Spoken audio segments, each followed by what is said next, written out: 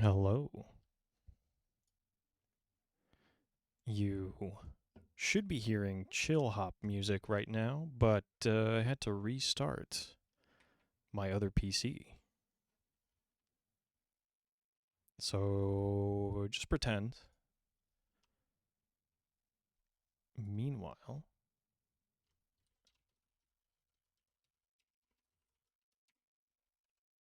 I have to run some cleanup programs here. And then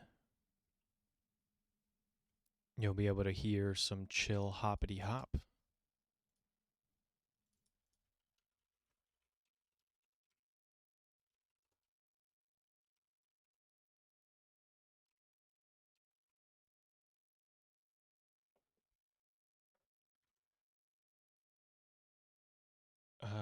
If Firefox ever finishes loading, big if. I might as well show you my face.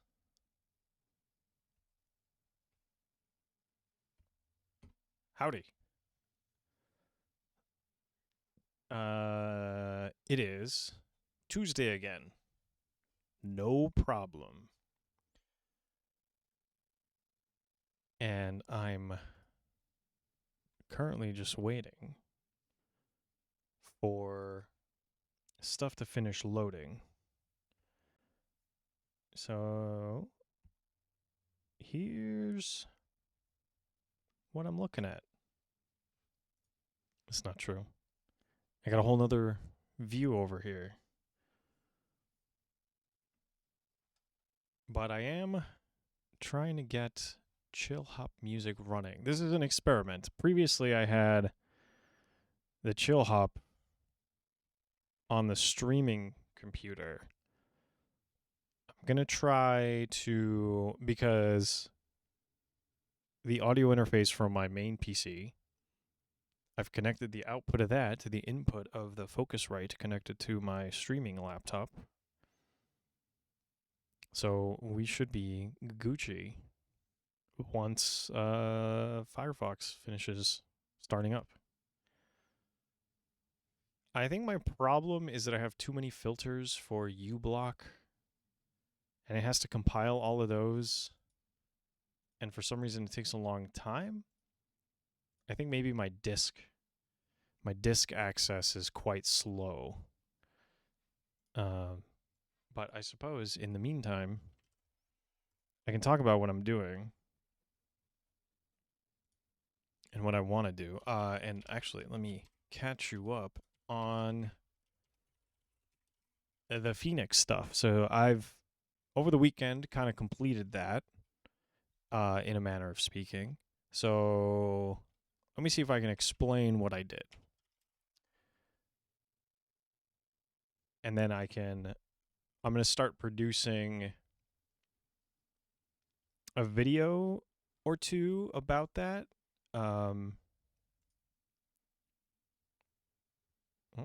One password. Hello.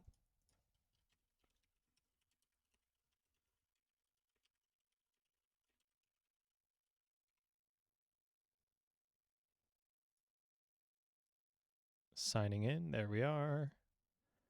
Open up the dashboard.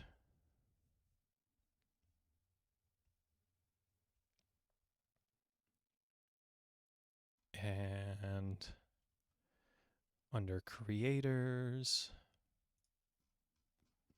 there's a good place to start.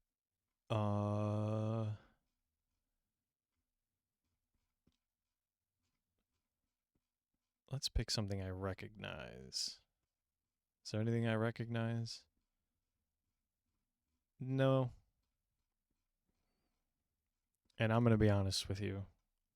A lot of chill hop sounds very alike. Put it that way.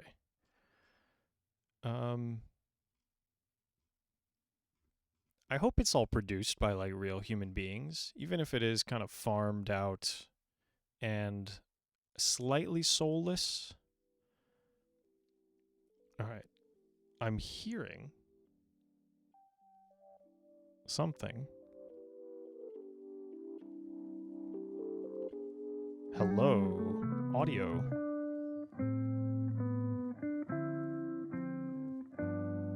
Very cool. Can I move how these are stacked? Vertical layout?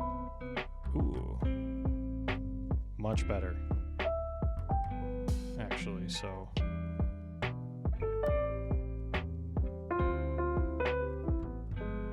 We're in business.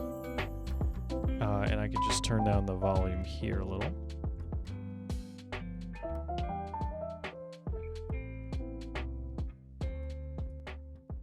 Enough? Enough?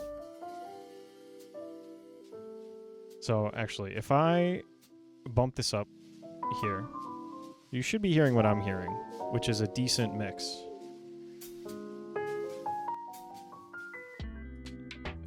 Oh, the one thing I don't like about this volume is that it's not really a slider. You can't see what I'm doing. Oh, I'll just move this guy. Don't want to spoil the surprise. This is not a slider. You can only click. Right. Yeah. Okay. But I think that mix is fine. If what I'm hearing is what you're hearing. So, let me know if it's awful. Then I'll be like, shrug, I can't do anything about it. Alright, let me pause sync thing to make sure it's not doing a bunch of stuff that I don't need it to do. Let's open up Emacs and show you what I got. So the main thing to show is actually not even an Emacs, but I can open it. So in lib compost serve web, there should be a pages HTML, or under controllers, a page HTML, and then a home. And we'll launch that bad boy.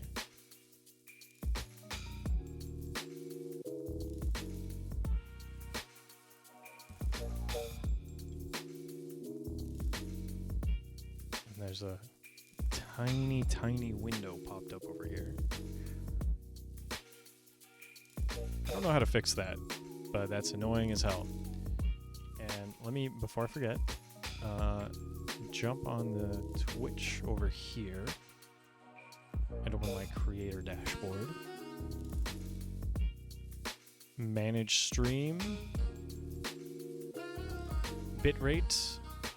Solid at a little under what it needs to be, but we're kind of cooking. Okay, so this is the page. Very exciting. But basically what I learned about how these frameworks well, this framework in particular, is that it kind of wants to be all entirely server-side, and you have to kind of finagle it to get you to do some client-side stuff, which is all these kind of charts are probably better done on the client if you want to switch between like different ways of viewing a collection of data. As long as the data set's not huge, I imagine it's best to just dynamically switch that way. But yeah, so where are we at? What is the other one? App.js.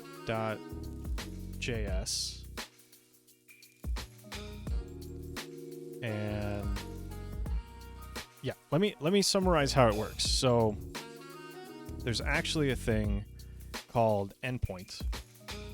This is the entry point into Phoenix, into a Phoenix application.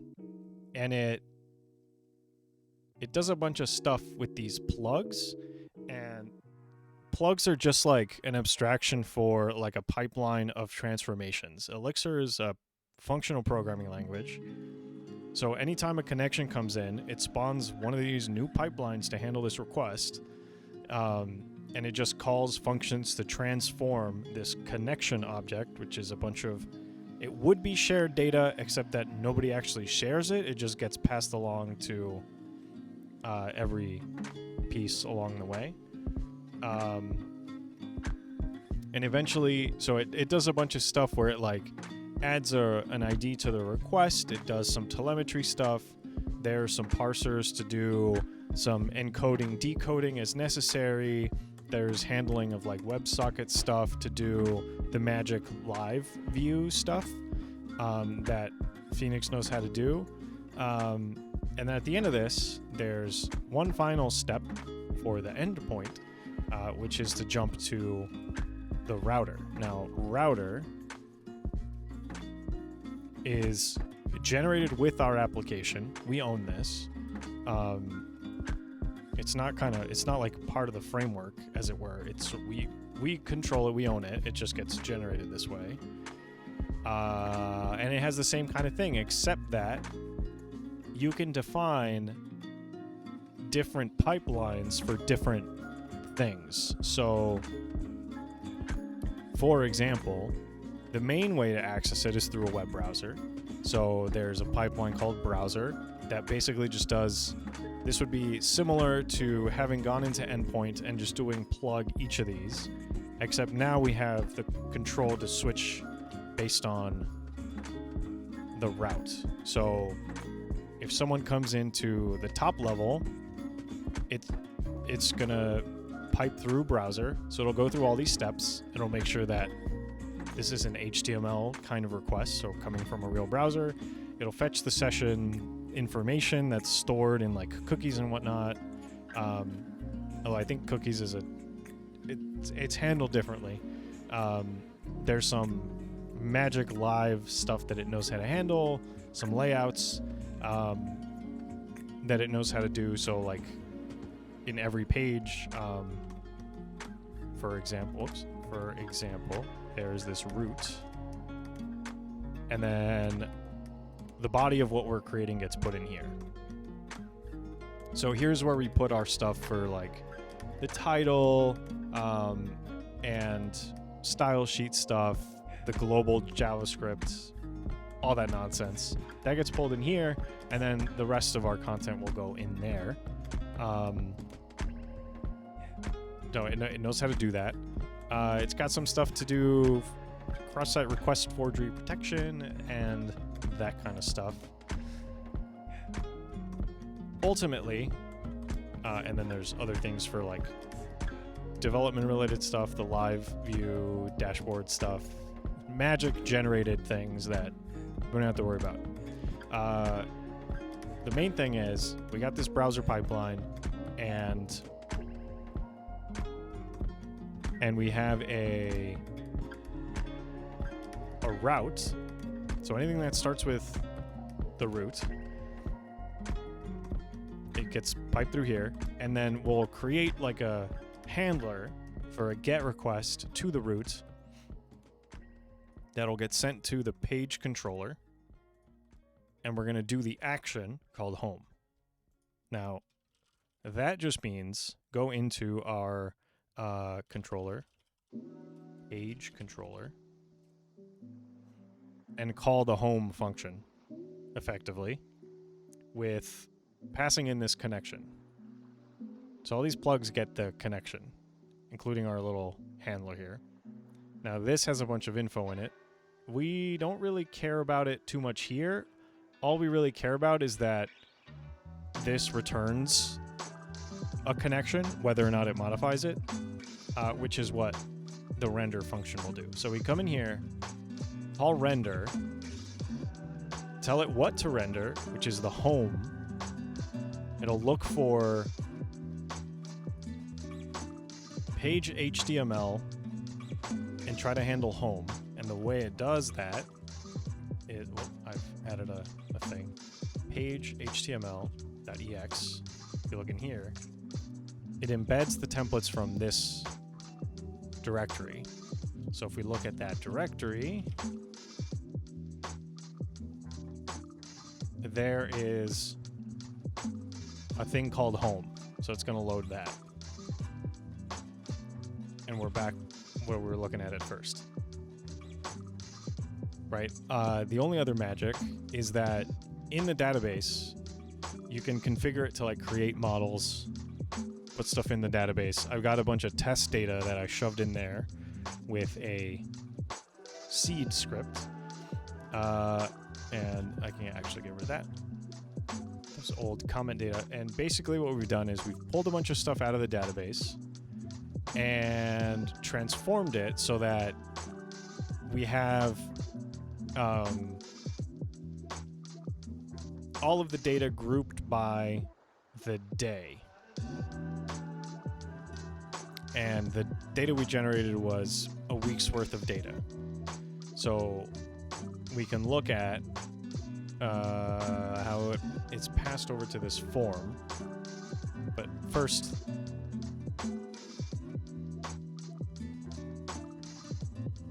so we group it all by the date. And then we go through each one and we create a tuple of the date with the actual information. Because that's what we're going to need over here.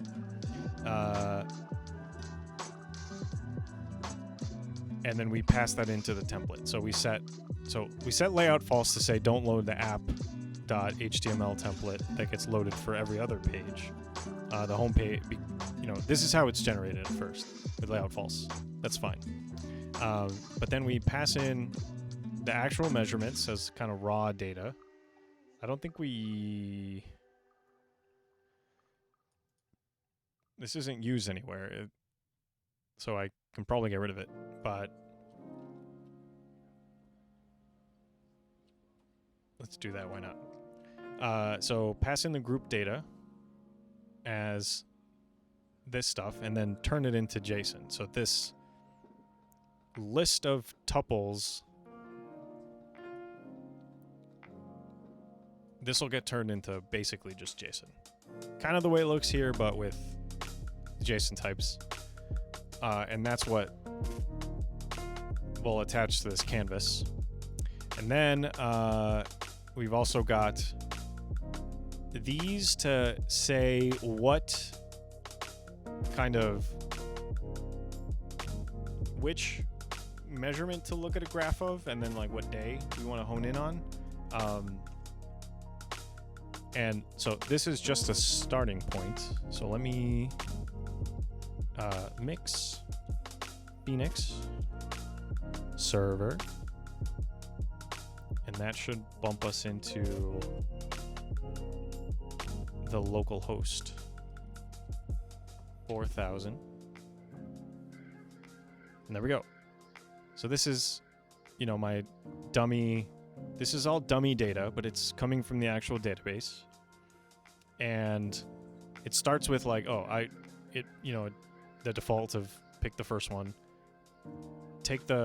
Let's look at a graph of the temperatures or look at a graph of the humidities and then pick a day for which we want to see the data. And this is all it's randomly generated data for a week's worth of measurements, assuming one measurement per hour. So that's working. That seems to be fine.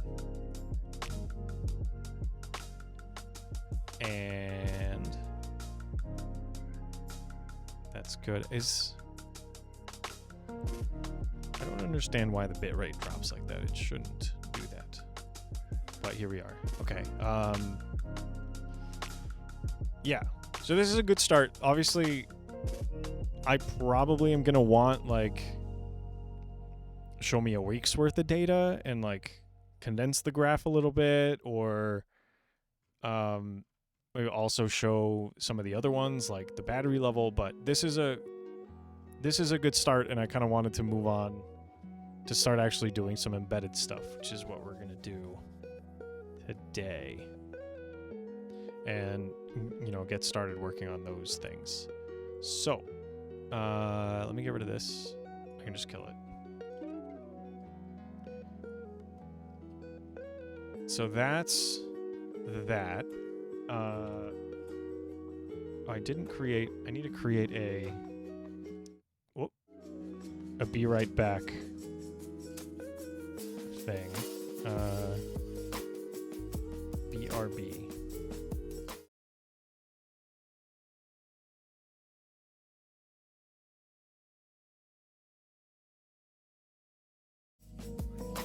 Okay. Studio mode to the rescue. So I'm just gonna put me, or I will put the alerts and the video capture. So add scene, show alerts, and then video capture device. Where is it? There it is. This one. Yep. Make sure the alerts goes on top. And actually, so I'm gonna keep that in the middle, I guess. And then I'm gonna add a text, BRB text. Then I'm just gonna say BRB. BRB. Say hit OK there. And I can, yeah, let's.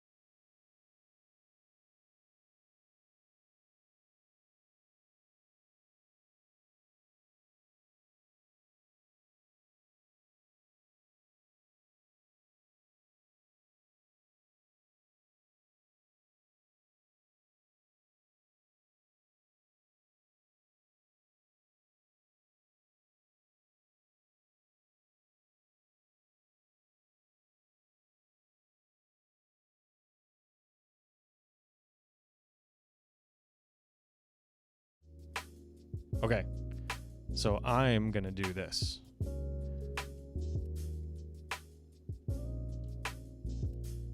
So I've got term down. We'll say, give me just 2 minutes.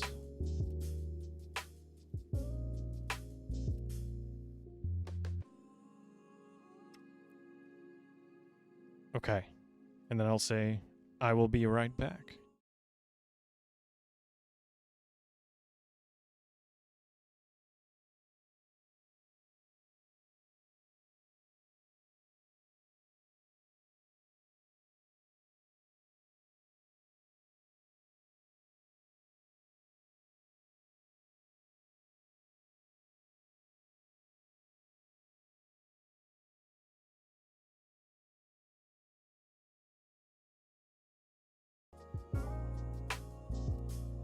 I lied. I'm still here.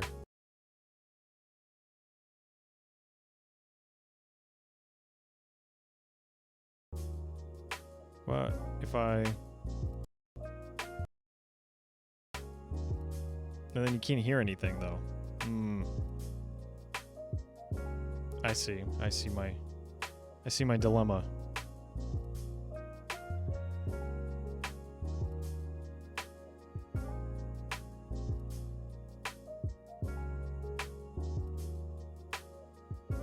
So, how do I hide me?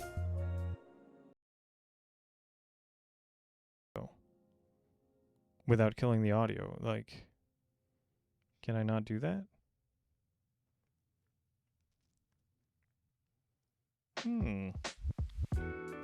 Well, I will be right back anyway. But maybe I just need to ungroup.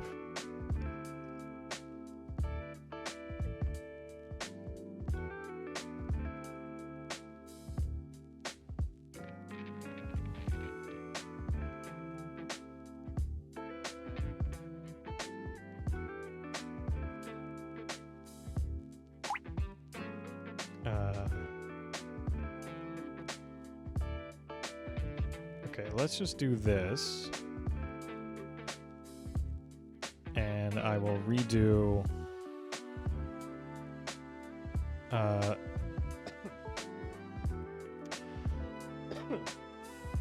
Okay.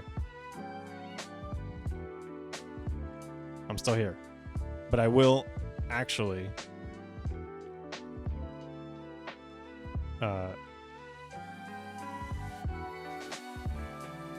I will actually BRB in a second. Let me make sure you can hear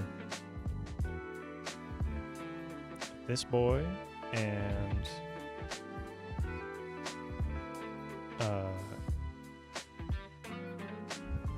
this boy. And well, the only reason I put face cam on here was so that you could hear me. So I'm going to remove that and BRB in 2 minutes. Actually, factually this time. BRB.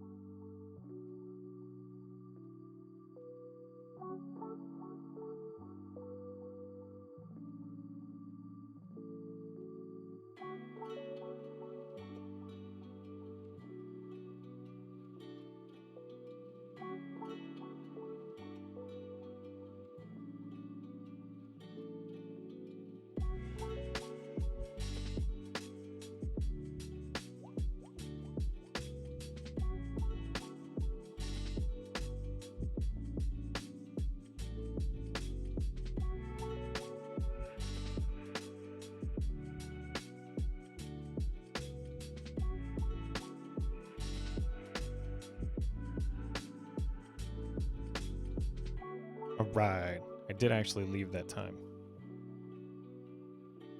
So I am back.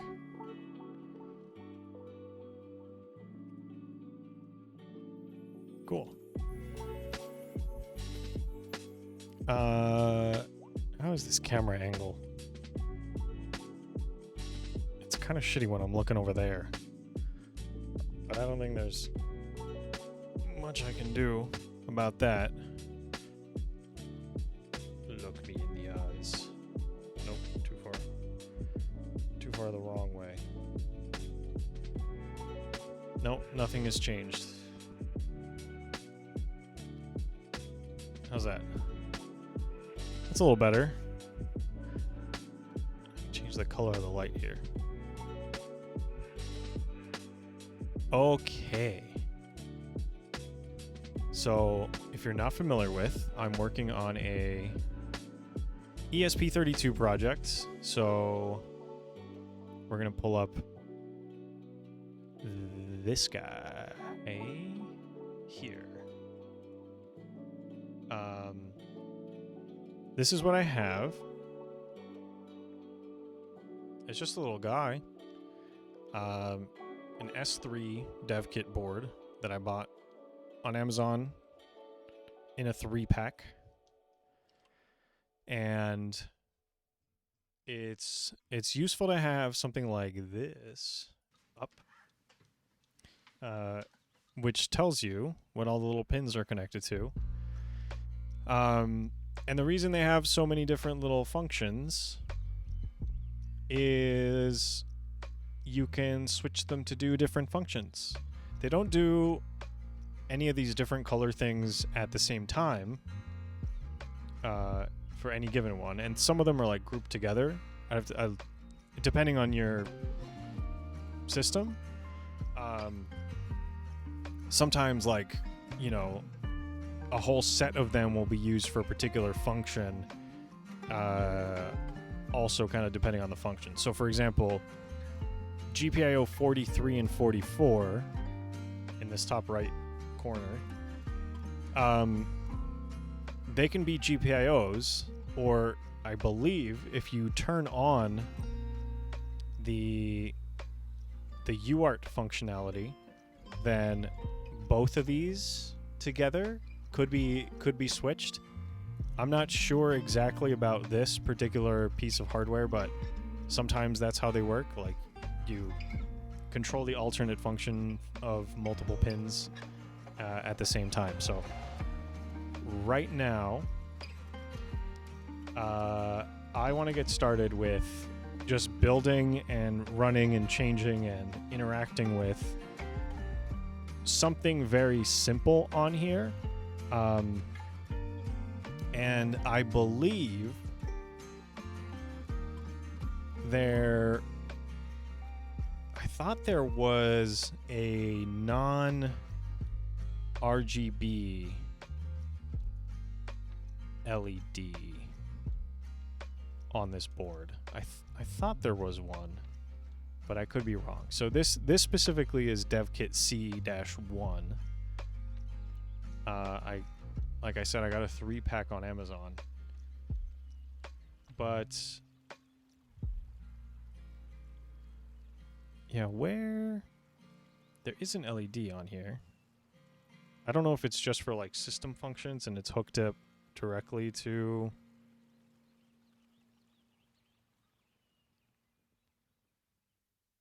like the reset functionality or whatever. I'm not sure if I can control them independently. It's certainly not on this schematic, but let me take a look at hardware reference. Let's see. Nope, this just did the same as what was down here. Let's see. LED.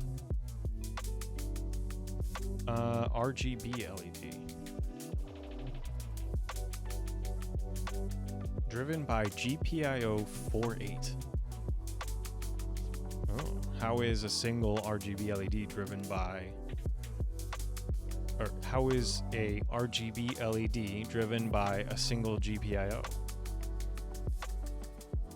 Inquiring minds would like to know. So let's take a look and begin to inquire. API reference, or what is hardware reference? Hardware design, dev boards. No, I think this will just get us back to this page.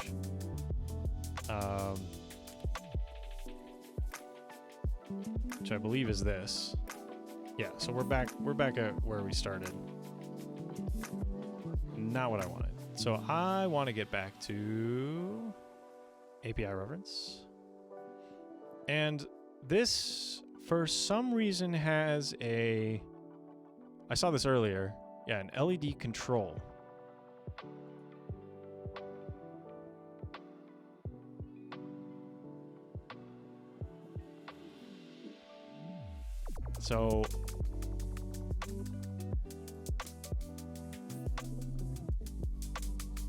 So what exactly does this do?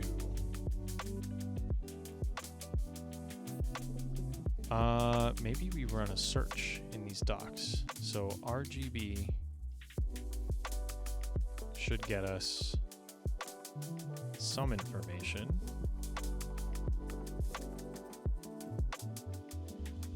Oh, we're back over here.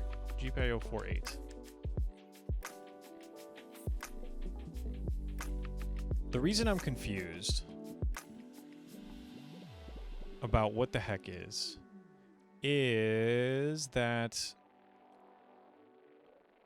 RGB LEDs tend to have 3 pins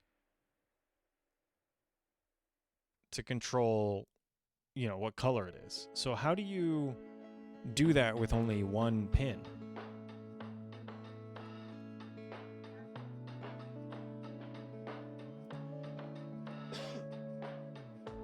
So I guess let's take a look at IO48, which is actually connected to pin 45. That's the other confusing thing about some of these dev boards.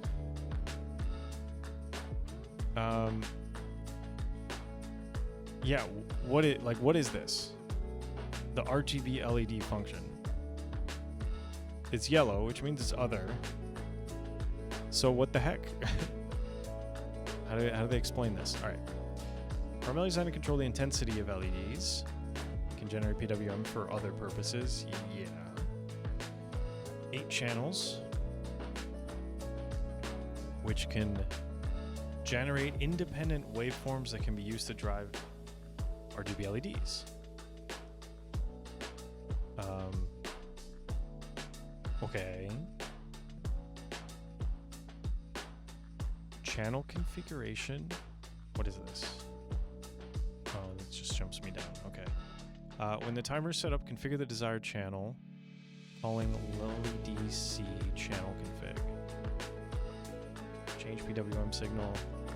How does it do this? LED control hardware provides the means to gradually transition from one duty cycle value to another.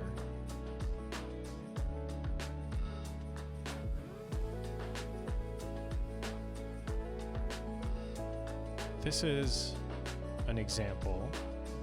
LEDC basic.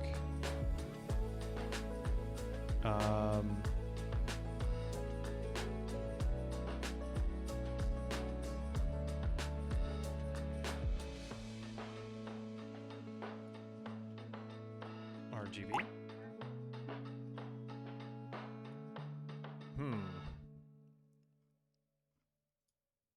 I'm still confused. So maybe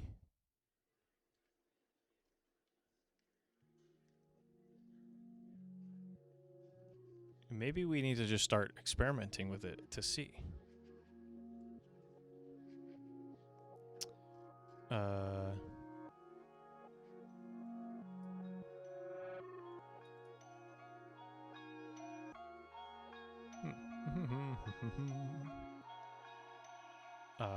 There's a schematic.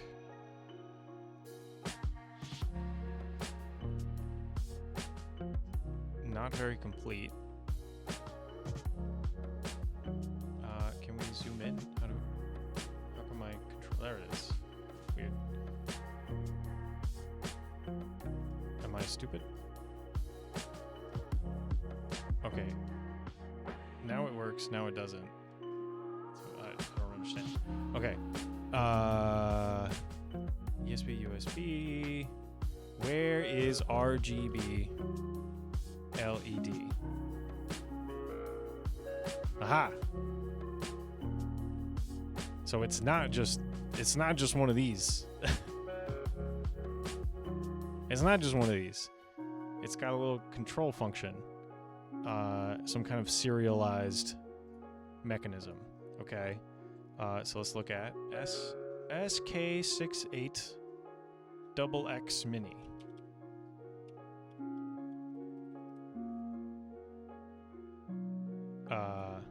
LED.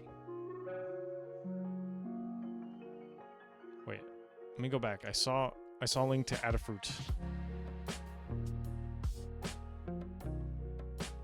Is it gone?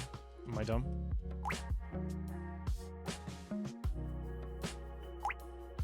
Wait. No, I was there. I swear. Adafruit Industries. Adafruit. NeoPixel. Very strange, like, warping of text here.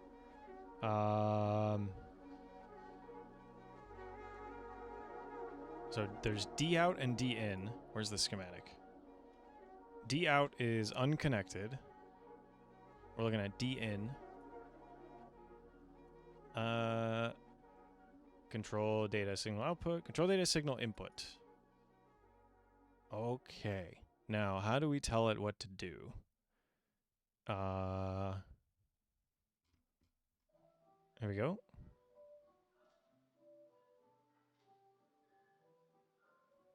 So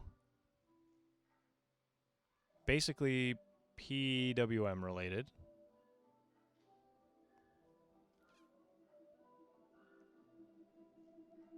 Okay. So you send in 24 bits. 1, 2, 3, 4, 5, 6, 7, 8, 9, 10, 11, 12. So yeah, 24-bit, 8 bits for each color. And you can chain them together, which is cool. I think that's how you get these like strips.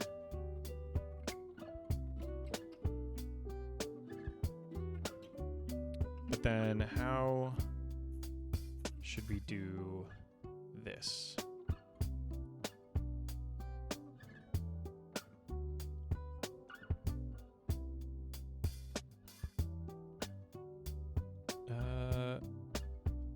Got to translate a 24-bit number into a color. So we can just fit that in a 32-bit number and ignore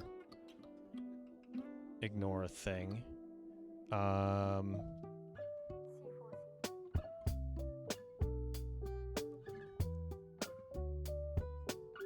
Zero code high time.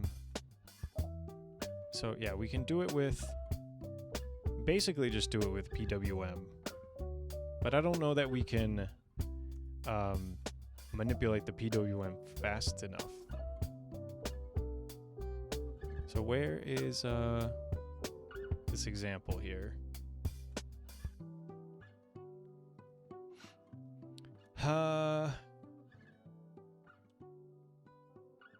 What?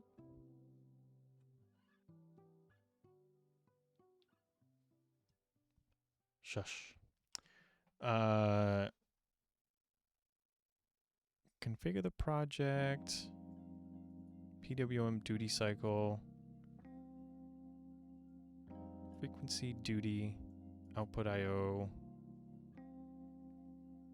Depending on this, you'll need to change this.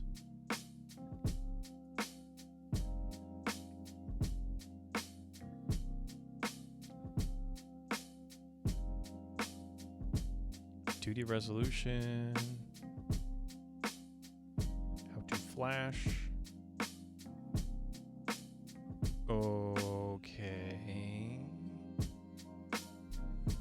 I mean,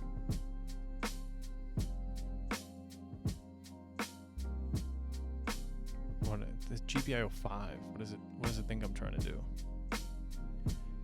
GPIO 5 is over here. It's just a PWM pin. Oh, I've lost myself. Here it is. Yeah, that. Unless there's API that I'm missing here. So let's see.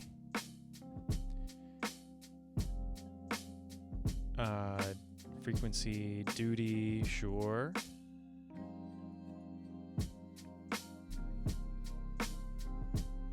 Seed oxygen comments of lead C clock config T. What's that? Lead C clock config T.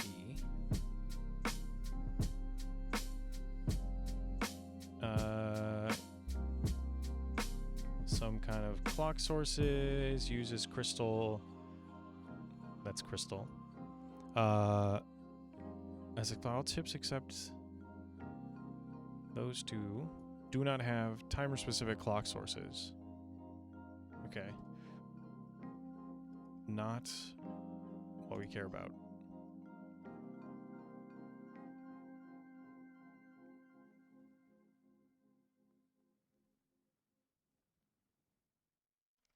My question is whether you can send PWM while driving the LED.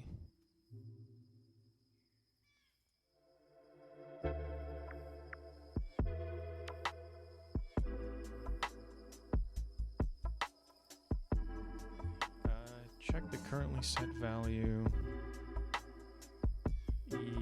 Yeah, fade with time. No.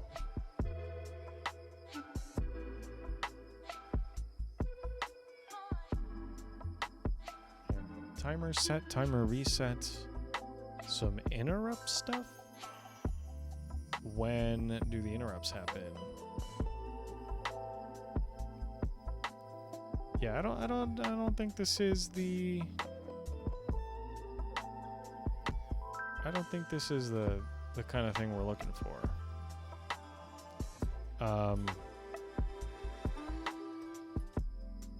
So I think maybe it has to be done kind of by hand. Although this is new to me. What is a sigma delta modulation?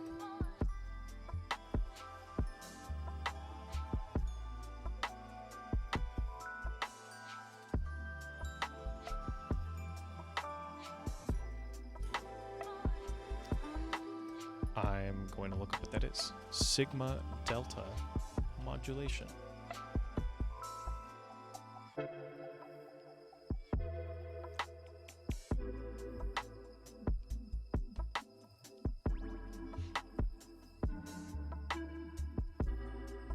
We'll pick Wikipedia.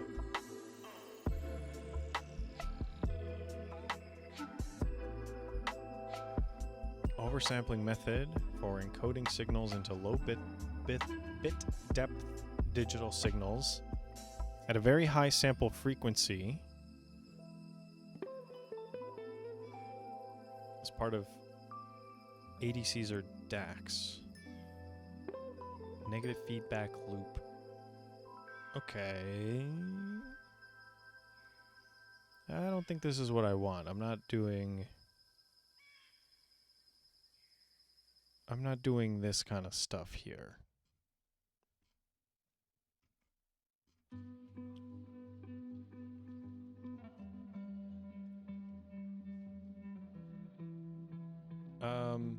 So yeah, not what I want. Dedicated GPIO. I think this is what we want. Ultimately, unless there's... What's the difference between those guys here?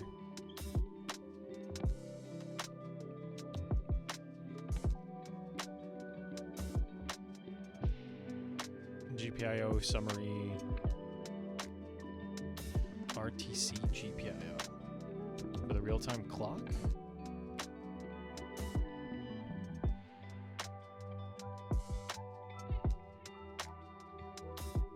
Is that what that is?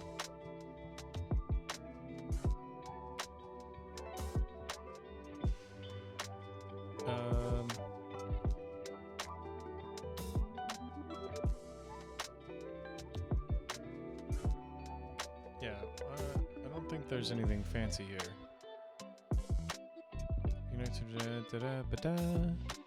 RTC IOMX. What is RTC?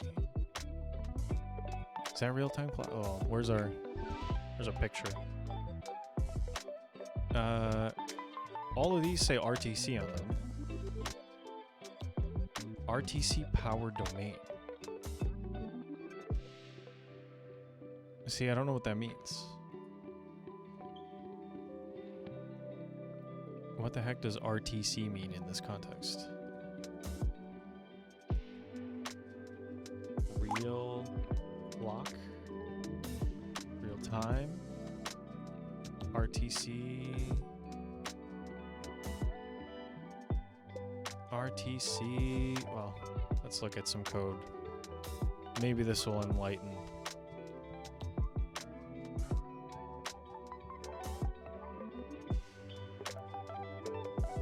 No. Let's go back to... Well, there's no readme.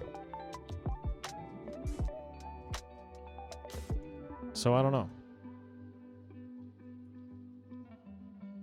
Unclear. So I think what I want to do to control that LED is, well, first let me just start with, oh, that won't work, right? I can't just wiggle. I can't just wiggle it willy-nilly and get results I want. So, is there another LED? No.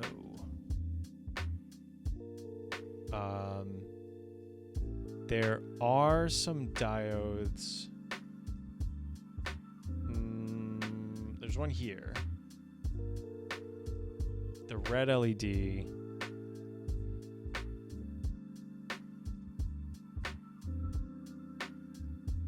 It's controlled by whatever this is. Ground/adja.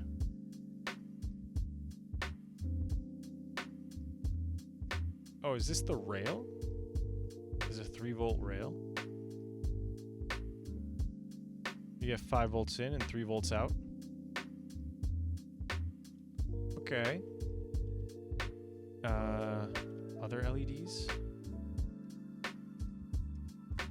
There's only one match, but I clearly see other LEDs.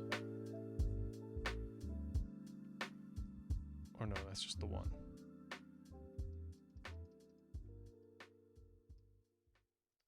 Alright, there's a couple switches. Some control lines.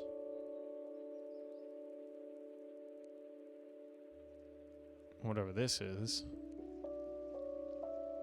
With USB stuff. Yeah. So not super informative.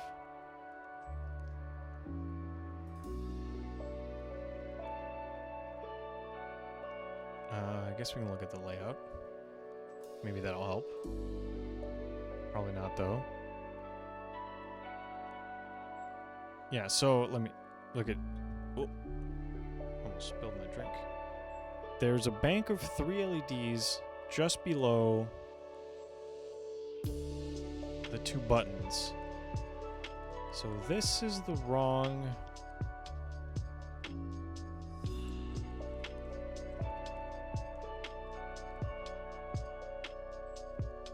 This is the wrong shape.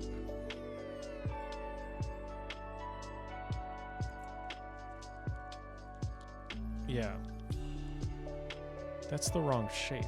So am I actually looking at a 1.1?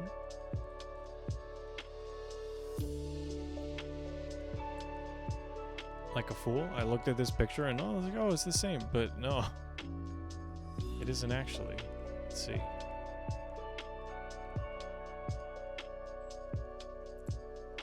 Yeah, this is also the wrong shape.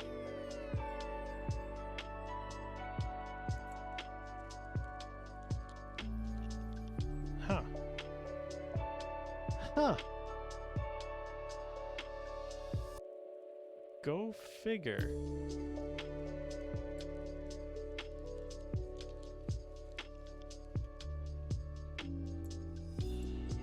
So I need to do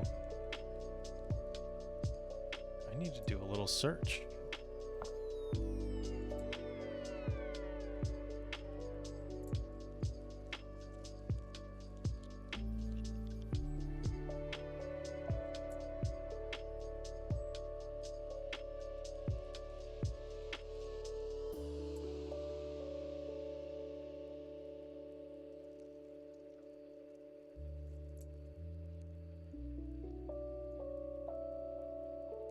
Yeah, because see, so let me show the difference from what I have and what they're showing here. So their little design, the 2 buttons are next to the 2 USB ports. But have a look at this. I don't know if you can see it. Oh, That's side on, so you definitely can't see that. But you see where the buttons are here? The buttons are stacked vertically above that red light on the right side. And the RGB LED is way down where the button would be. So, like, what the heck, man? So now I gotta, let me what the hell did I buy? Let's see. I have to search my order history. ESP32.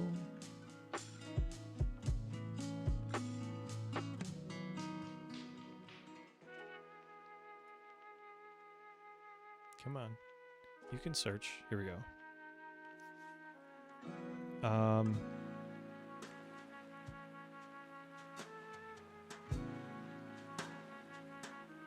Maybe it doesn't matter. Maybe it conforms to that, and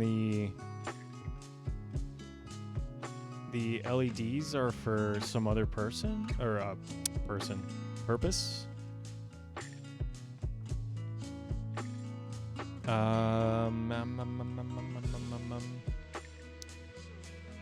ESP32 IO pins LED.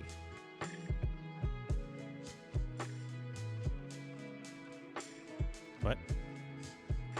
The black painted area is LED. What the hell does that mean?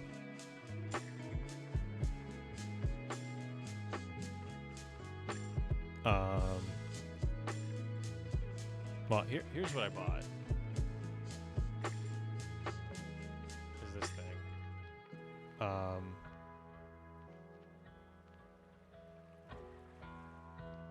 don't know what it's saying there, but basically I think it doesn't matter. I think based on there's a picture here.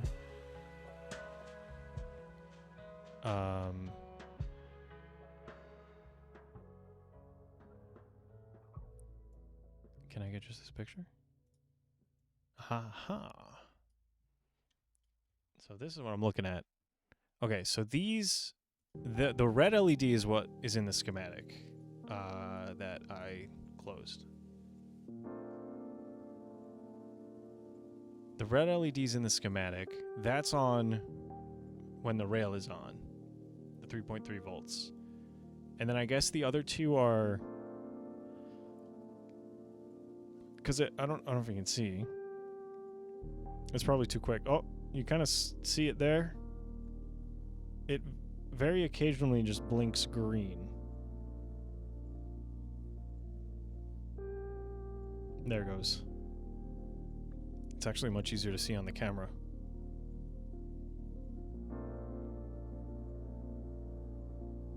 When it goes. Because it seems to be constantly blinking. Every second or so, it does a little green. And then it goes very green.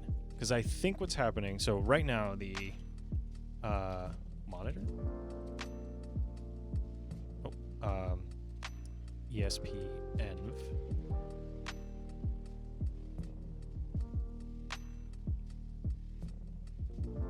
So that thing should be connected at ACM 0.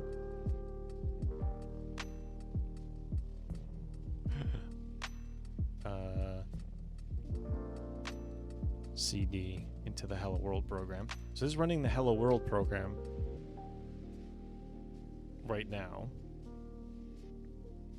And this is what the program does. So if that seems to in fact be the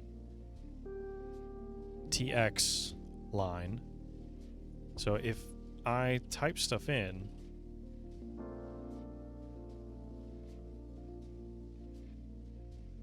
unless it's not enabled. Yeah, I don't see the light blinking, so okay. So basically if that is the RX or the TX line from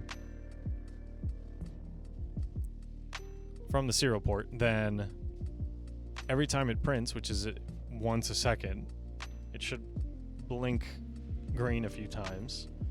And then when it restarts, it dumps a bunch more information, so it's a little bit more obvious. So no, that's fine. It's too bad we don't have a simple LED. But so the way to do it, I believe, is gonna be with some timers. Oh, what's dedicated GPIO mean?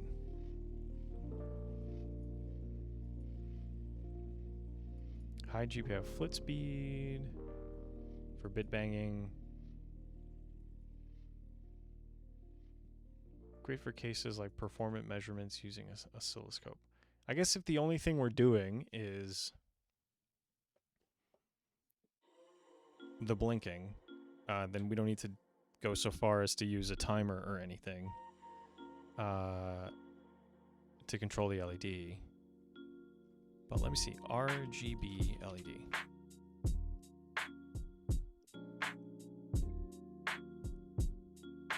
I'm wondering if one already exists. It doesn't seem to.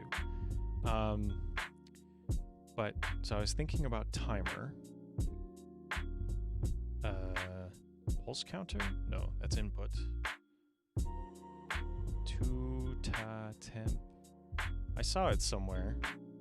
Oh, general purpose timer.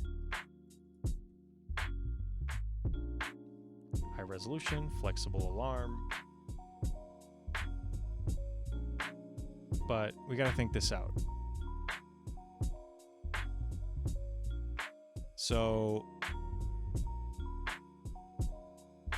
what frequency does this need to work at?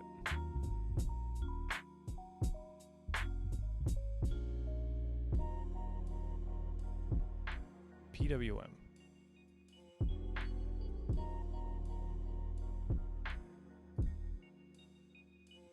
1.2 kilohertz.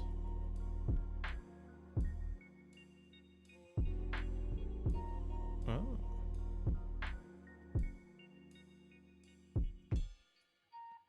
%67%.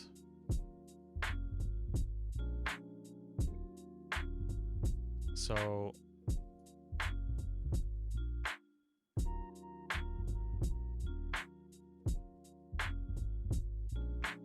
1.2 microseconds, give or take.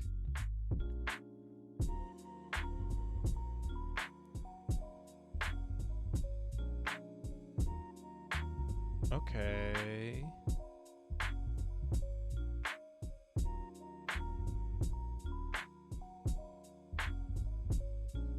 And then some characteristics.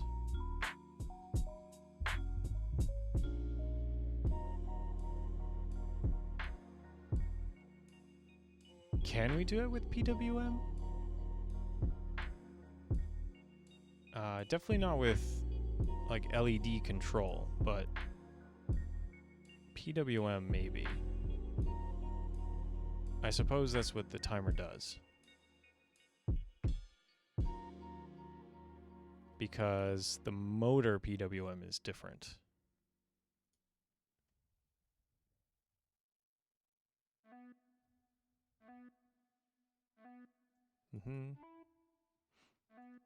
Very sublarge to make a key element.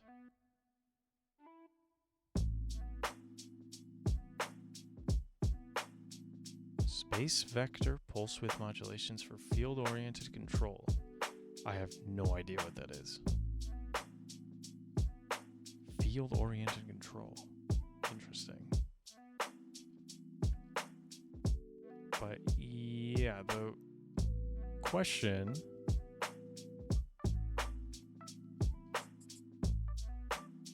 we'll go back to the timer here.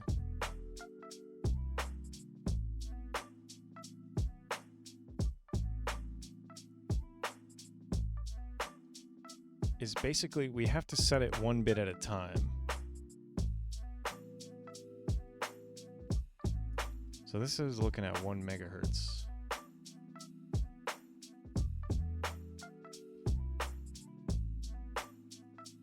But if we're doing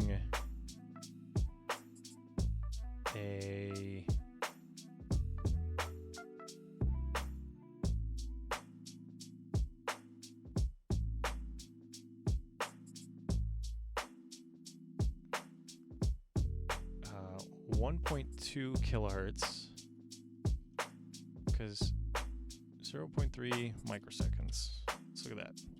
So that divided by, or 1 over this. Come on. 1 divided by the 3 e minus 6.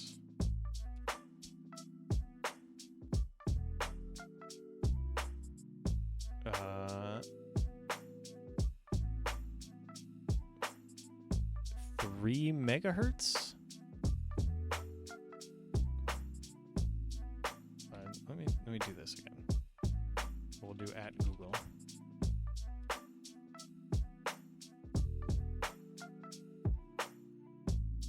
Okay. Why is the AI doing math for me? Just do the math.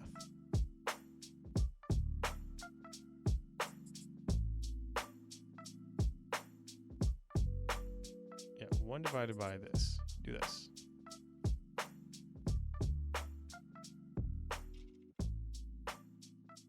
E minus 6.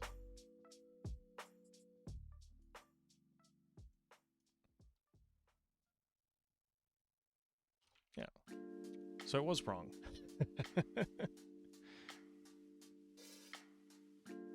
Yeah, it's not 3,000.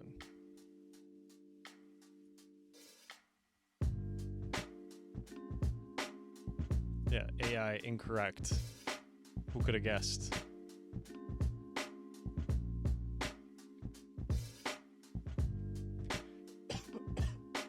But yeah, we're looking at least like 3 megahertz.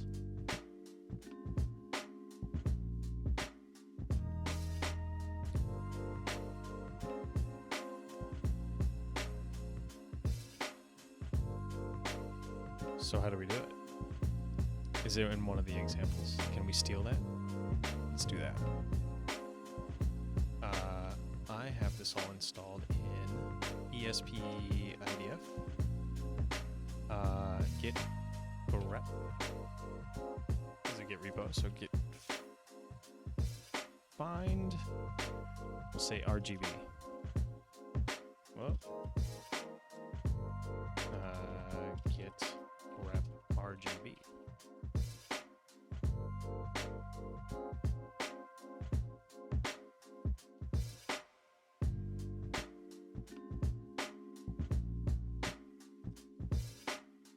PPA blend? I don't know what a PPA is. LCD.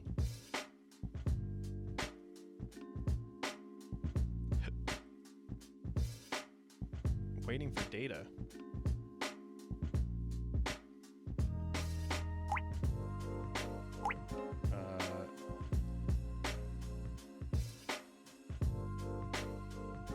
There we go. LED strip. Kind of what I want.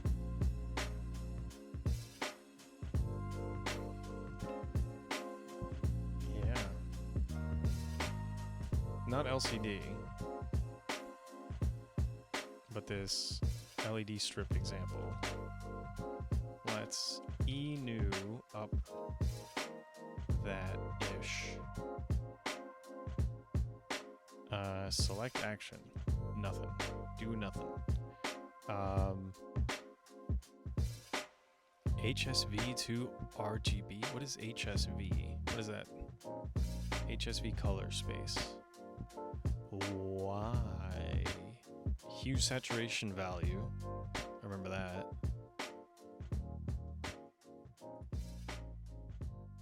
RMT. What is an RMT? RMT.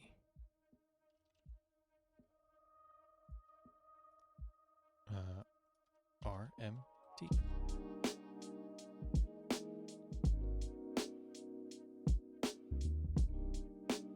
I don't know what that is. Remote control transceiver. Uh-huh.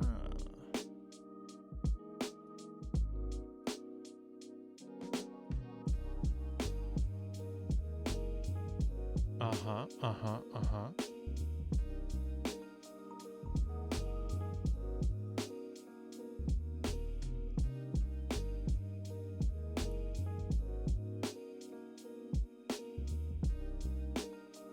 How does it work? Is this what we want?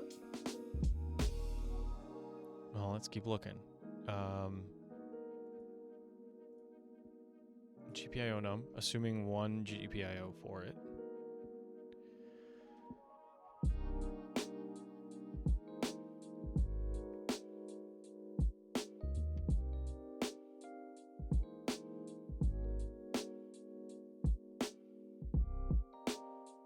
LED strip encoder.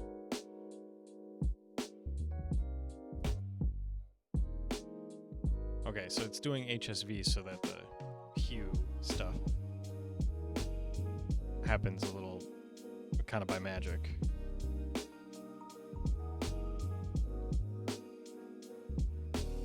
And milliseconds though.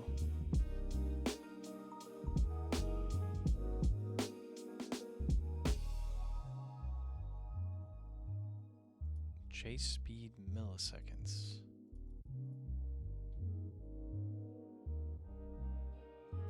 And then what is start RGB used for here?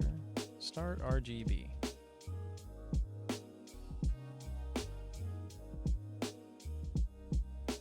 It's just a perpetual kind of function for generating this thing. The actual color. So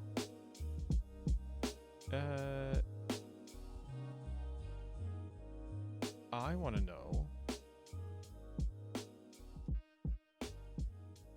where does this get used?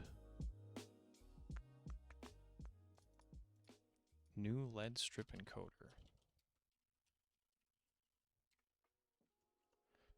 So I have to find that. What is that? New LED strip encoder.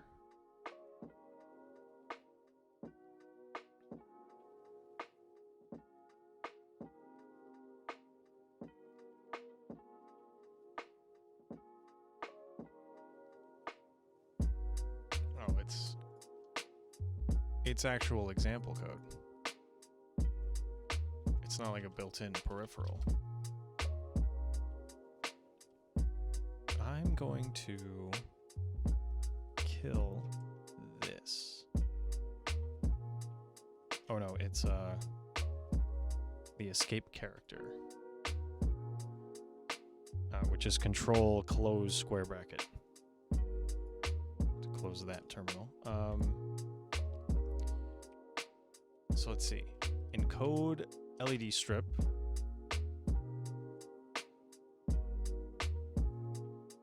And a bunch of magic to get container of. I don't know what that is.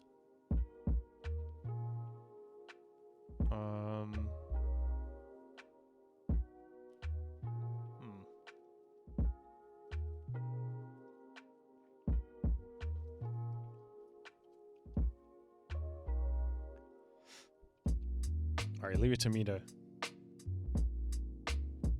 make Blinky actually way more complicated than it needs to be. I'm going to do something radical and grab the other one.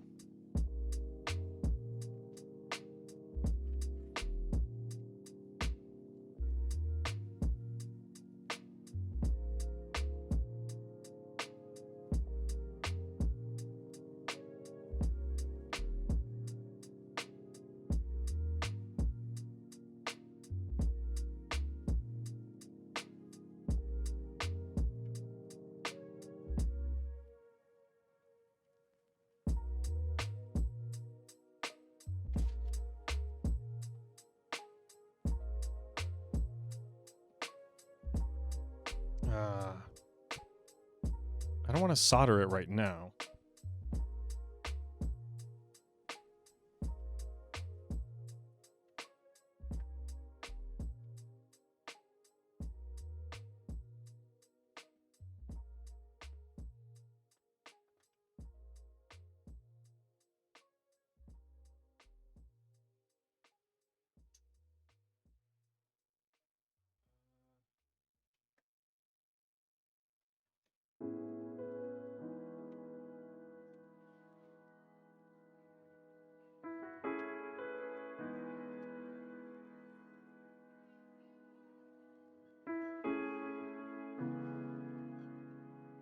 have a breadboard, and I believe the breadboard has an LED on it.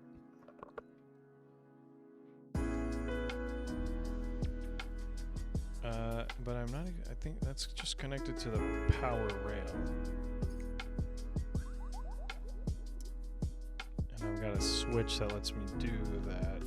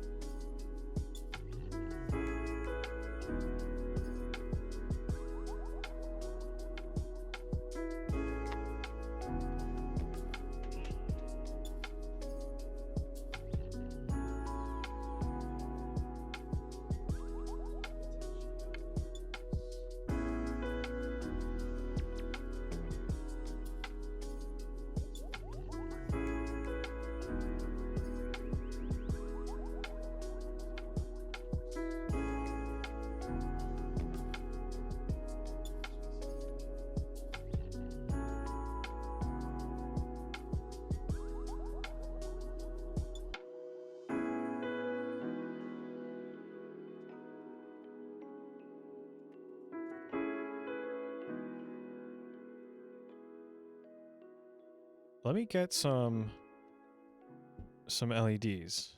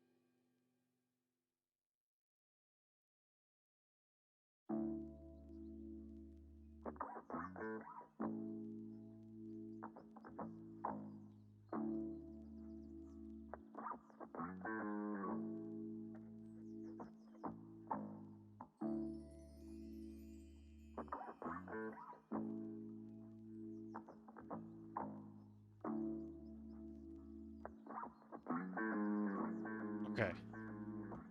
I got my big box O stuff. Or a big box O stuff.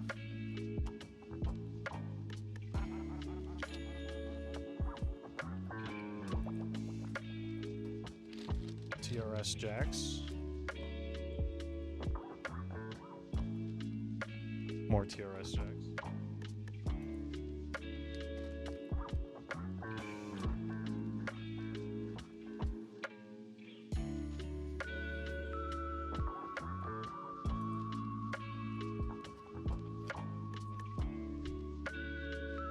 Raspberry Pi.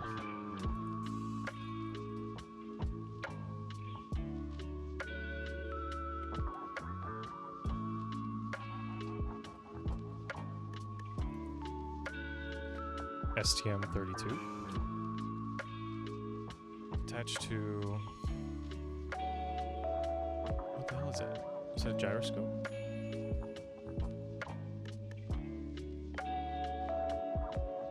GY68. I squared C line. Might use this. It's an LCD. I'll keep that around. And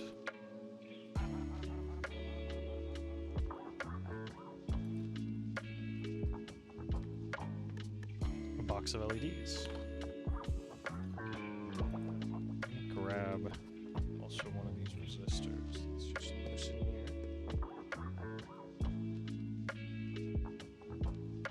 Okay.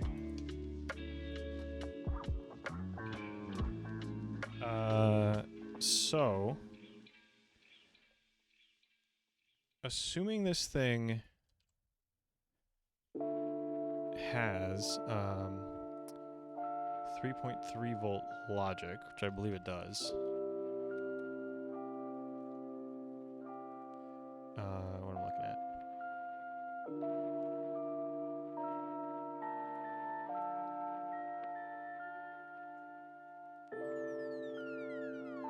I think it does.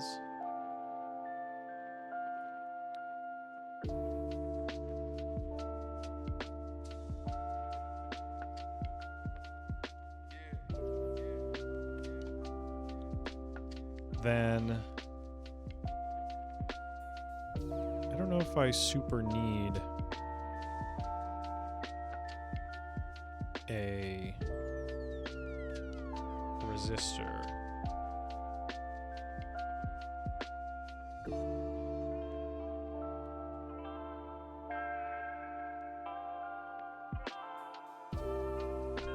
It just have to be really small. And I don't know, do these GPIOs have pull-ups? Is that something we can configure with this?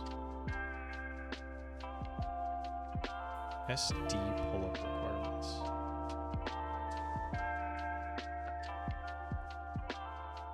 SD bus.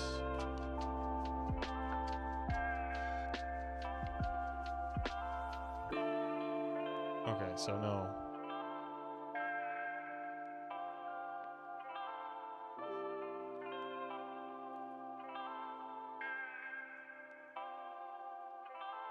It is recommended to avoid using strapping GPIOs.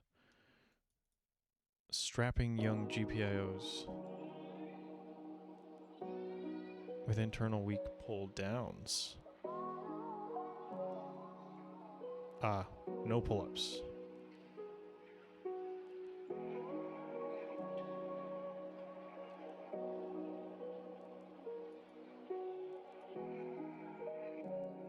Yeah.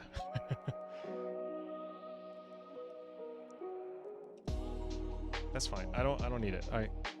As long as this is small enough. What is this?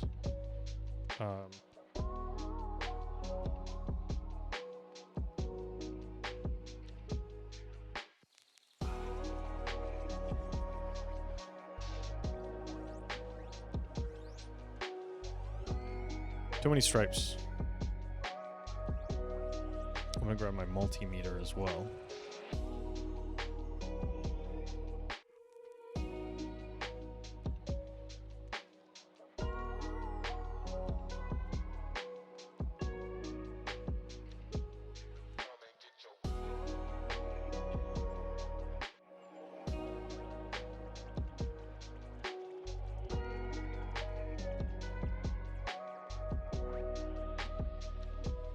Okay. I need to have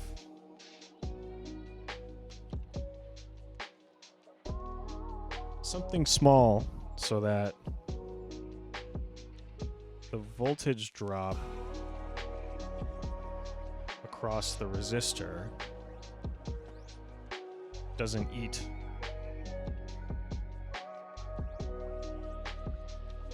enough that it can't jump the diode.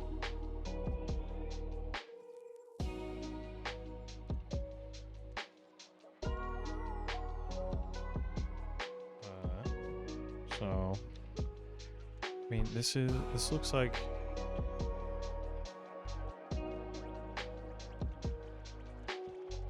one, 1, 0, and then I can't make out the colors well enough. I can't tell if that's black or blue.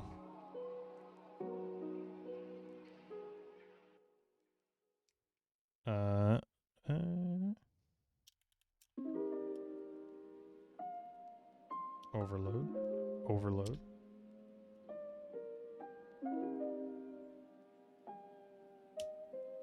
20K. 4.68.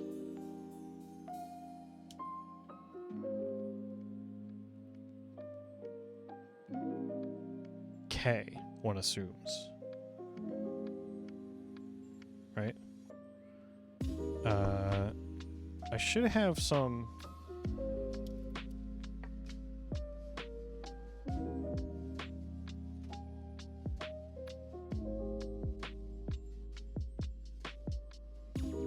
I thought I had some somewhere that were labeled. I actually have one of these LEDs here already. A red one. According to this, it's 1.8 to 2.2 volts.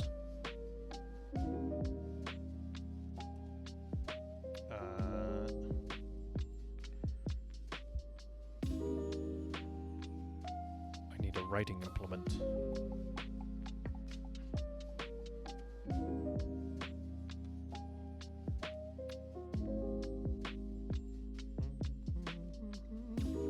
So if you have a circuit, it's been a while since I've done this, funnily enough. This is just the Blinky.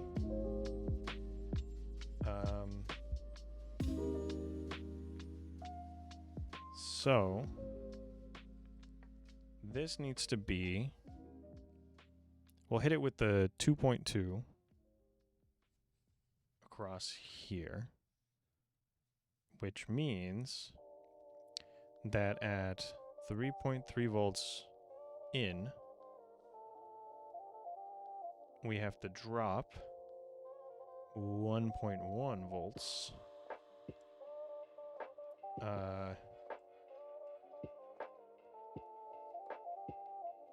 across whatever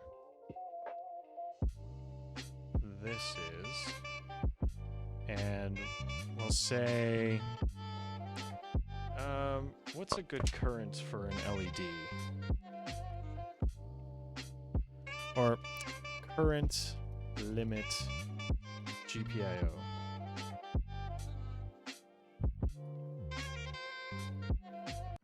Oh no!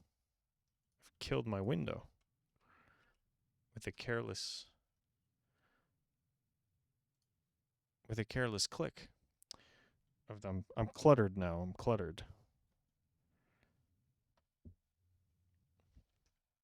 Come on. I can't resume where I was. Dang it.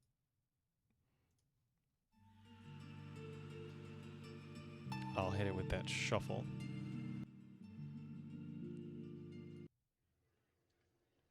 Okay. So widely assumed to provide 50 milliamps, but not blah blah. Regulatory rated at 1 amps, but how much?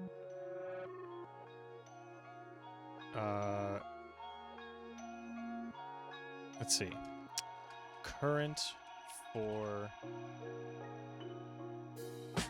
LED. Oh, an LED calculator.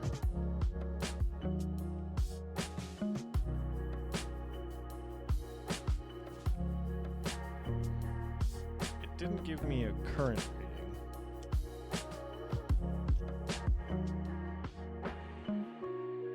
So I don't really have one, which I think is the problem. Let's say the amount of current needed to light the LED. 20 milliamps for common LEDs. Okay. I was going to do this math myself, so I'm going to do it anyway.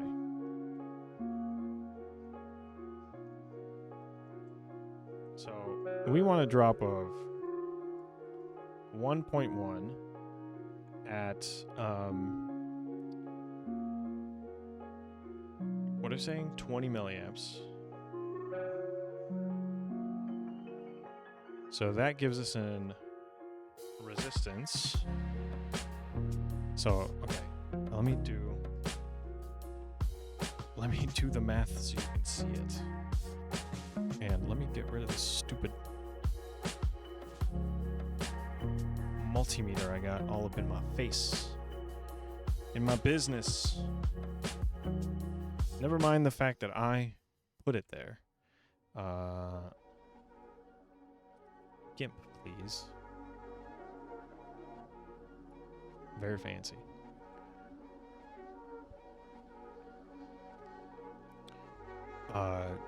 GIMP is not responding. Go ahead and wait. Create. New image. Sure. Hala. White screen. Ew.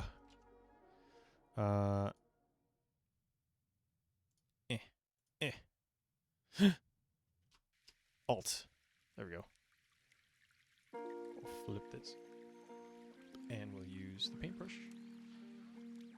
Aha. Okay. So here's a circuit. There's a battery. The big end is the plus.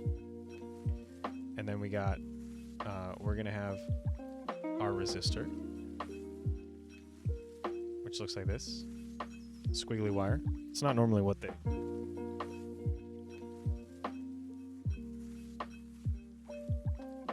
I don't know if my one average viewer has ever seen a resistor, but they look like this. And inside is just... I'm actually not sure how they make these, but inside is some kind of... I think they like... put some kind of material that does not conduct as well as normal copper or whatever alloy they actually use. They look like this. And so what we got here, and then we got a little diode that emits light, which is a squiggly arrow. I think normally it's drawn the other, pointing kind of out the other direction, but whatever. And then back to the minus end of the battery. So we're trying to figure out this is going to be 3.3 volts. This, we want to have a drop. It's saying that it's anywhere from 1.8 to 2.2. So let's say 1.8. My little calculation was not that. I had 2.2, but let's say 1.8. Well, the equation is V equals I R. And if this is lower, then this is... the drop here needs to be higher to maintain a certain current.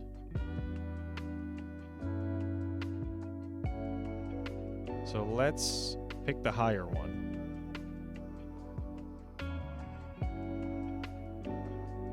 And then do the math. So there's always a drop across these elements, assuming the wires are ideal, which they're not, but they're pretty close.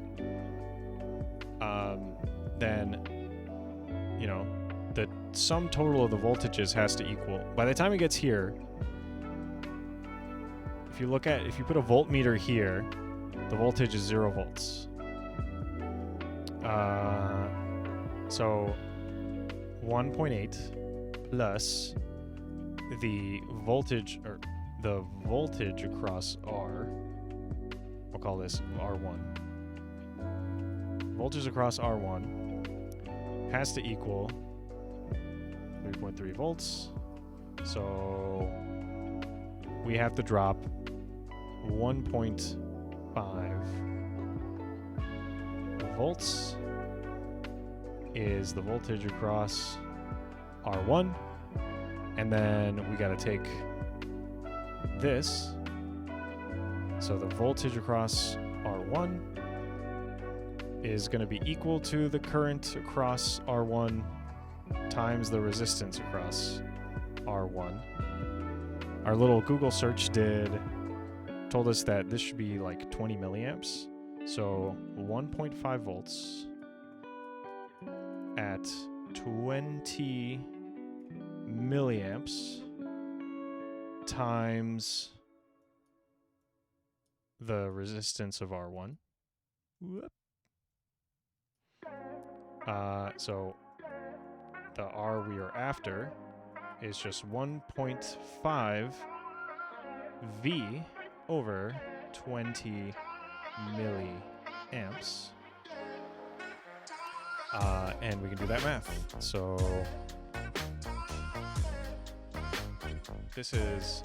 this should come up with the same answer as we have. 75 ohms. I don't know if is that correct? 1.5 over 20.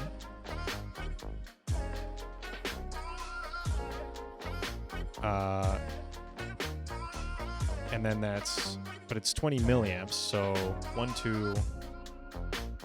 2, 3 should get us 75 ohms. What if we do it the other way? And we say, well, if this drop needs to be 2.2 at 20 milliamps, then that's 1.1 divided by 20 milliamps.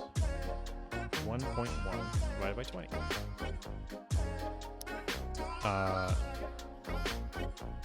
0.020.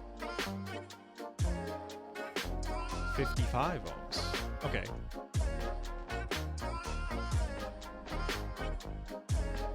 Where are we going to find that?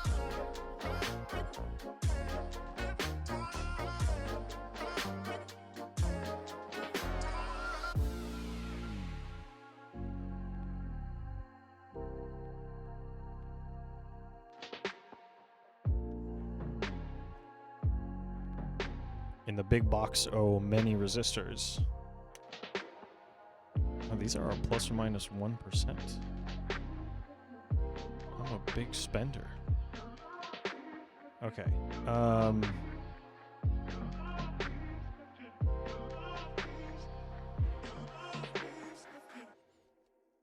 Wait a minute.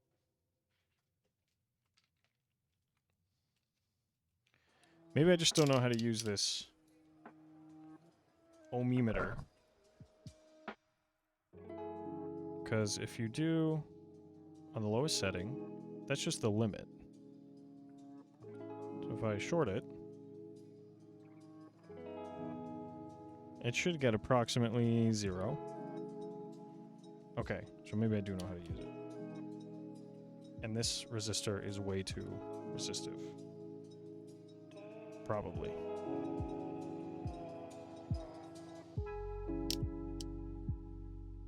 Yeah. 4.6. It can't be ohms.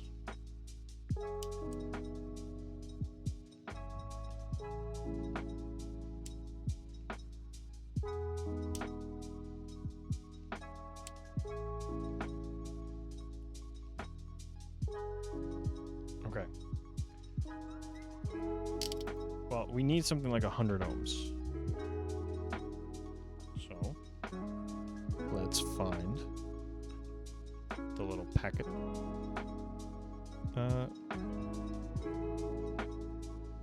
With 100 ohms.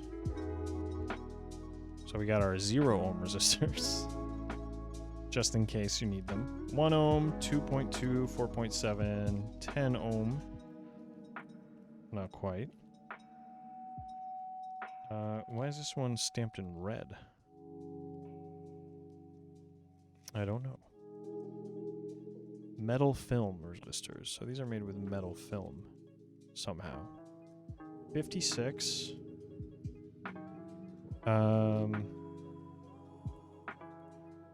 What do we got as far as 68, 150. So 68 is as good as it's going to get, I think.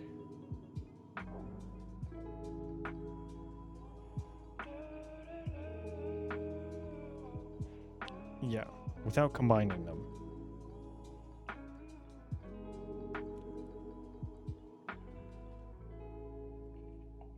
So I'll snag one of these. Oi. There's 25 in there. I just need 1.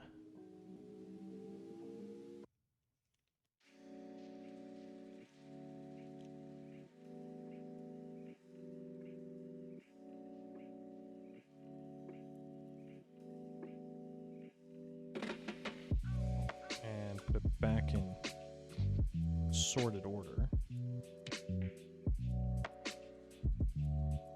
And somehow close this box back up. Okay.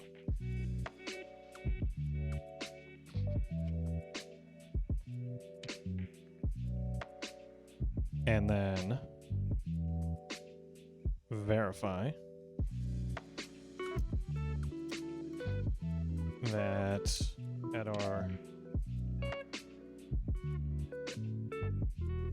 on our multimeter here, 68 point something. Perfect.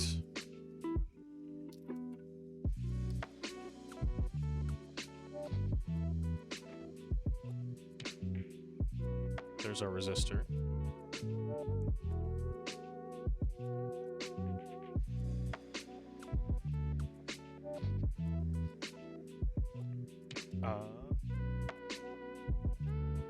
Breadboard.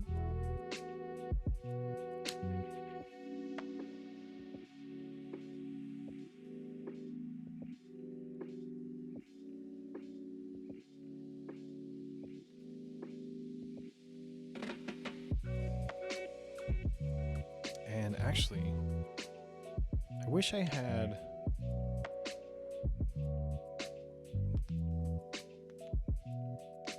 more alligator clips. I could just clip into these little holes here.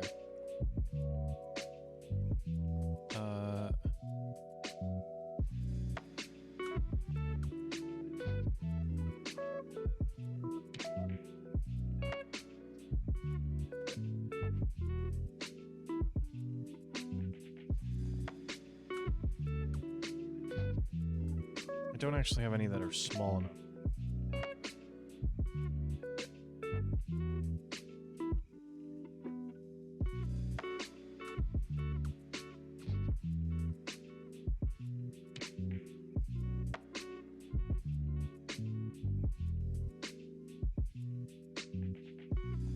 Yeah, I don't think I can do it without soldering.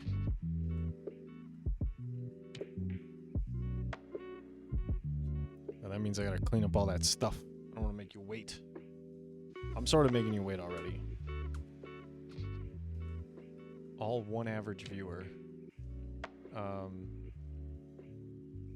What is all this? We don't need any more. I just need a way. Maybe all I need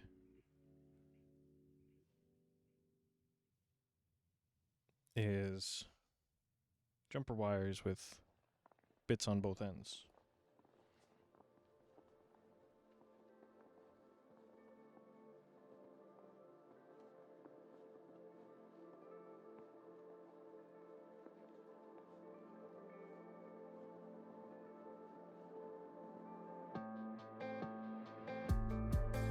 Actually, quite a few of those. Those are like the least useful most times.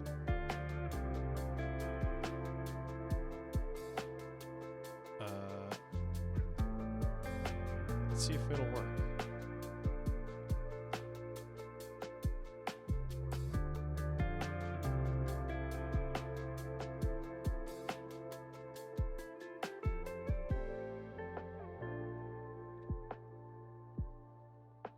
Okay, you can't see what I'm doing, but I will show you in a second.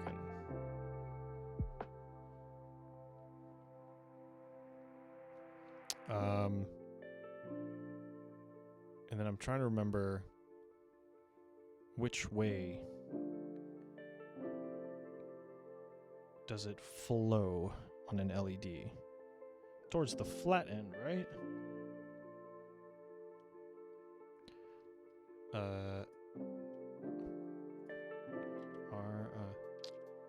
LED.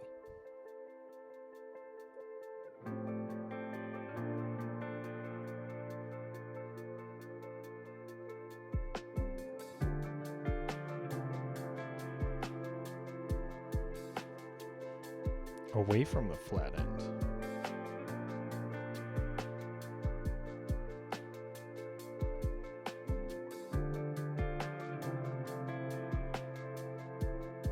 Are we crazy sure about that? I don't know.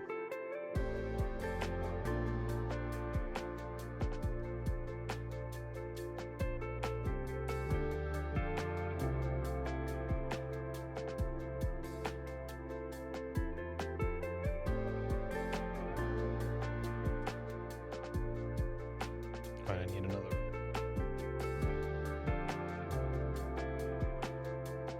I need another wire to go back from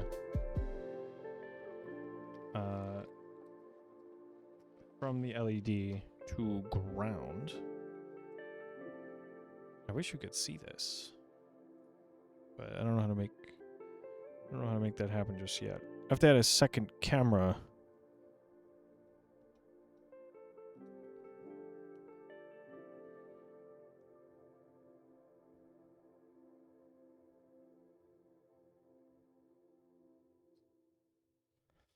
Ahoy! Alright, time for you to see. Don't get dizzy. Alright. So there it is. Okay. I have the boy. Let's turn that off, yeah. I have the... Oh, it has fallen off. The 3.3 volts.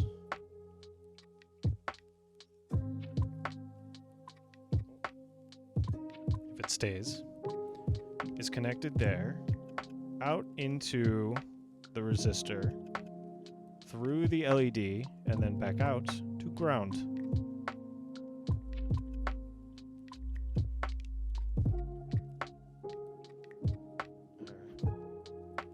Baby's first LED circuit.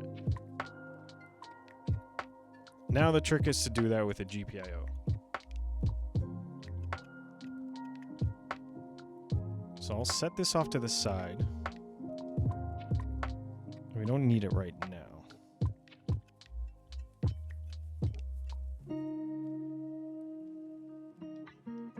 Because now what we got to do is write some code to wiggle one of these pins. So we're going to pick a pin. Where's my little picture? We're going to pick a pin. Doesn't much matter which, but I guess we should do one that's not going to overlap with anything useful.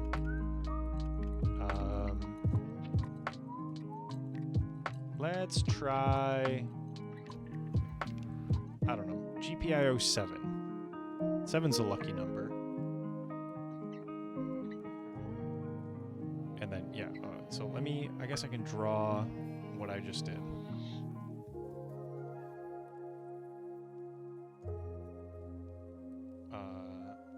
Yeah. So I have my little board.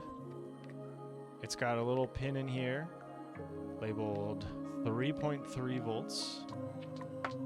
And I've pulled that onto, if you've never seen a breadboard, it's called a breadboard. And I don't know, the trick of these is that the rows, each number has all these wires connected to nothing. This is a slightly specialized breadboard with some connections on it that we're not going to talk about or use, but they're for... I got this specifically to play with audio-related stuff and prototyping, like guitar pedal type circuits. So it's got like a switch for the power, barrel input for like a 9-volt thing, and then these in and out TRS jacks that you can plug an instrument cable into. But the main part is that each of these, so you can't see it very well, but so this column here with the plus and the minus, those are rails, and those are, each column is connected to itself all the way down. In the middle, there's this break, and that's a big break, but then each row is connected to itself. So when I've held it upside down so the numbers are weird. But so each row is numbered so you can make notes. And yeah, there's 2 sets of rails, one on either side, and then these rows are all connected together, and what I've done is, let me move the cable so that it's a little bit easier to see. So I've taken this resistor, I've plugged one end into row 19, and then the other end into row 25, just because, or 21 and 25, just because that's kind of its natural width. And then into row 25, I've connected the LED. Now, it's important to note that LEDs have direction, so you might run into that. If your circuit doesn't work initially and everything's plugged in, try flipping the LED and see if that fixes it. But you can look up which way is the anode and the cathode. Normally, so I remember it this way, and I don't know if this is accurate based on like that quick search that I did. Let's see, LED cathode. And I think LED, let's go on Wikipedia. I think there's a picture of it here. Yeah. So this is right. So the way I remember it is the minus end is the flat spot. For some, like in my mind, that's, and it points toward the flat spot. I don't know if that helps anyone else, but that's how I seem to remember it, and I was correct. So if you feel it, there's a flat spot. And also, it's not always true. They don't always come this way, but generally the short end is the cathode.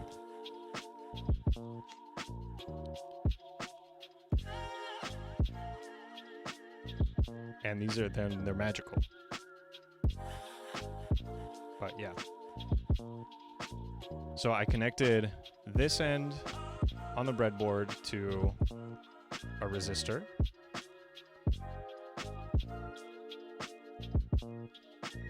Which is on a row on the breadboard. Right? And then I connected the LED similarly, like this, to another row on the breadboard.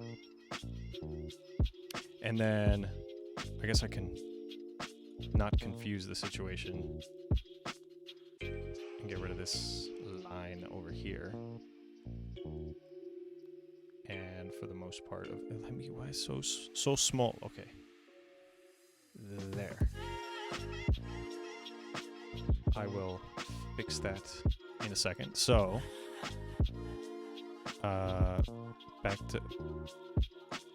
to small size. Oh, you can't see me finagling the size here. So this connecting here to one of the rows. Row 21 on the breadboard.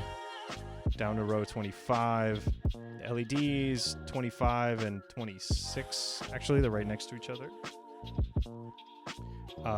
And then a wire from here back to a place on the board that says ground. So that's our circuit. That's how do we normally you draw this like this when it's a rail. So 3.3 volts.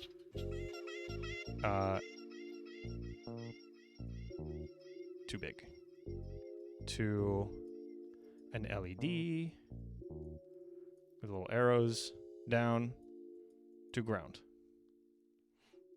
And this we did, what did I say, 60, it was 64 ohms is what it worked out to be. And that lights up the red LED. So now what we got to do is, instead of this circuit, let me erase again.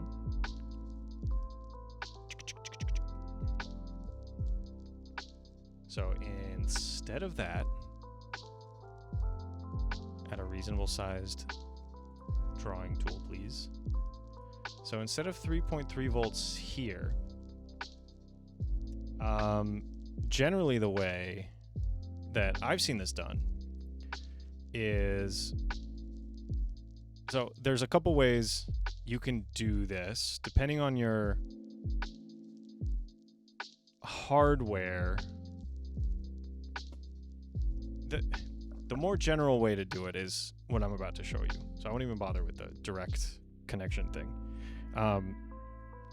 But basically, you can have this. So you have your 3.3 volt rail. And then what you can do is, actually, I'm not sure which way is better, but effectively you have sort of the same circuit, except that you come in here,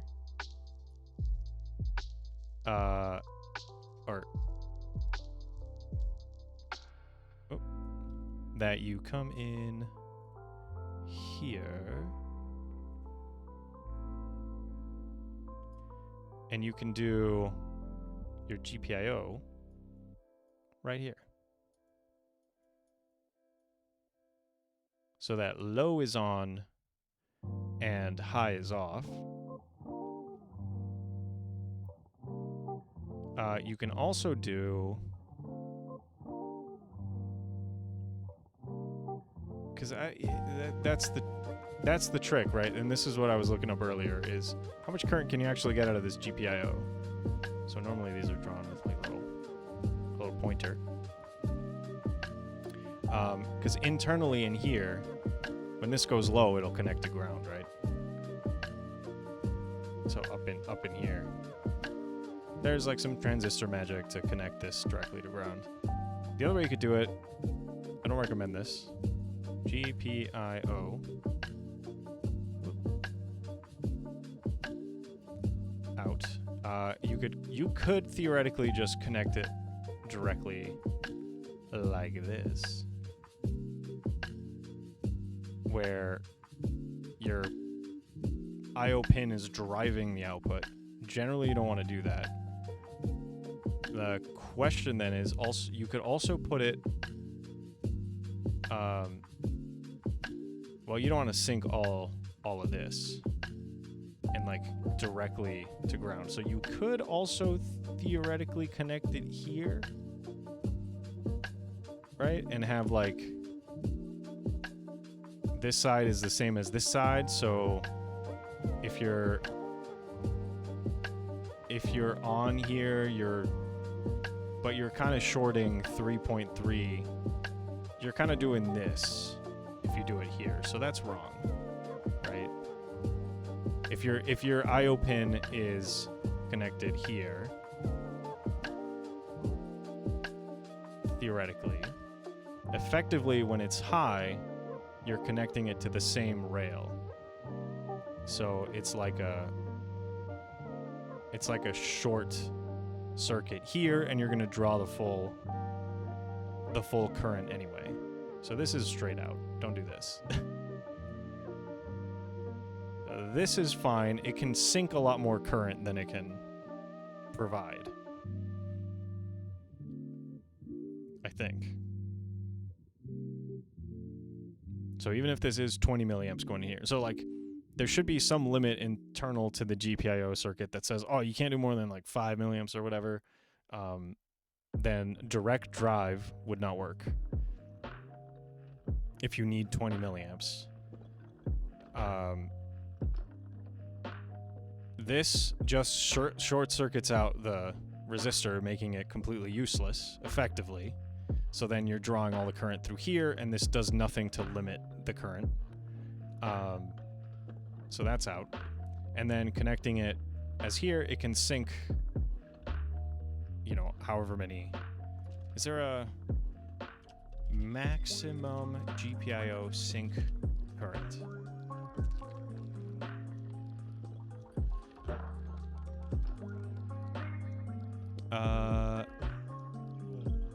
So I guess depends on the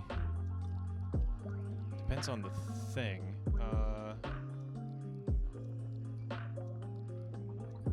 Is there a... Well, there's a hardware reference. Data sheet?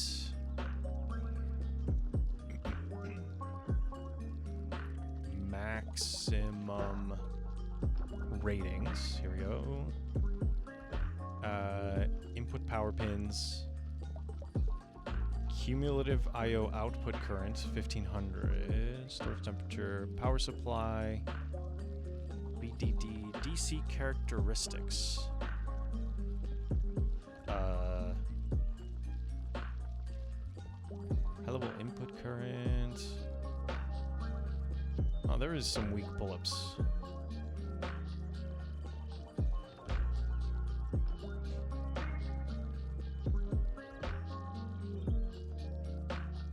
But,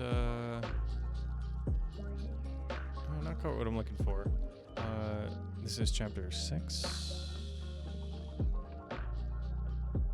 I'm only on chapter 5. Yeah, we were just here. Okay. Input voltage, cumulative input current.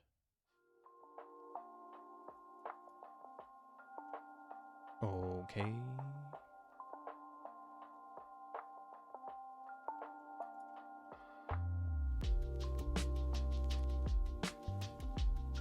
Product proved to be fully functional after all its I/O pins were pulled high while being connected to ground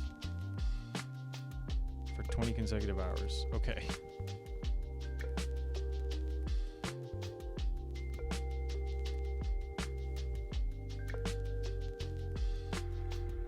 All right. Not exactly what I'm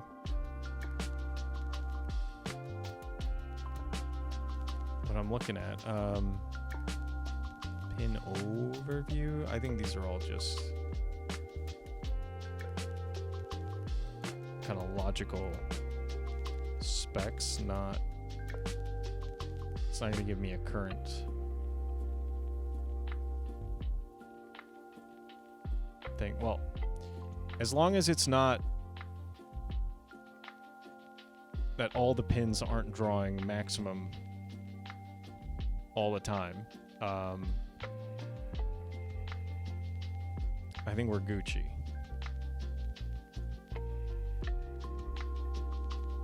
So yes, this is kind of what you want. And in fact, that was in that schematic. Look at it before.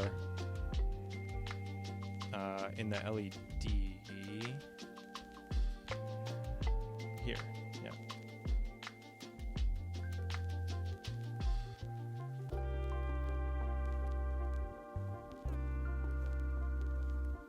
Although, this is different.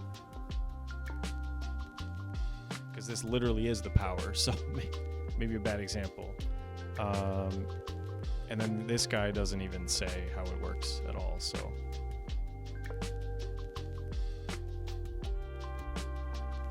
but we can get rid of that. I don't know what that is. So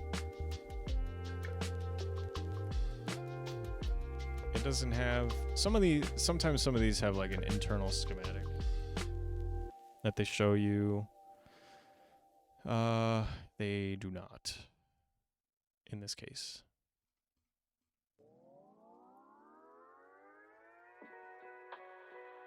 Could be instructive. Anyway.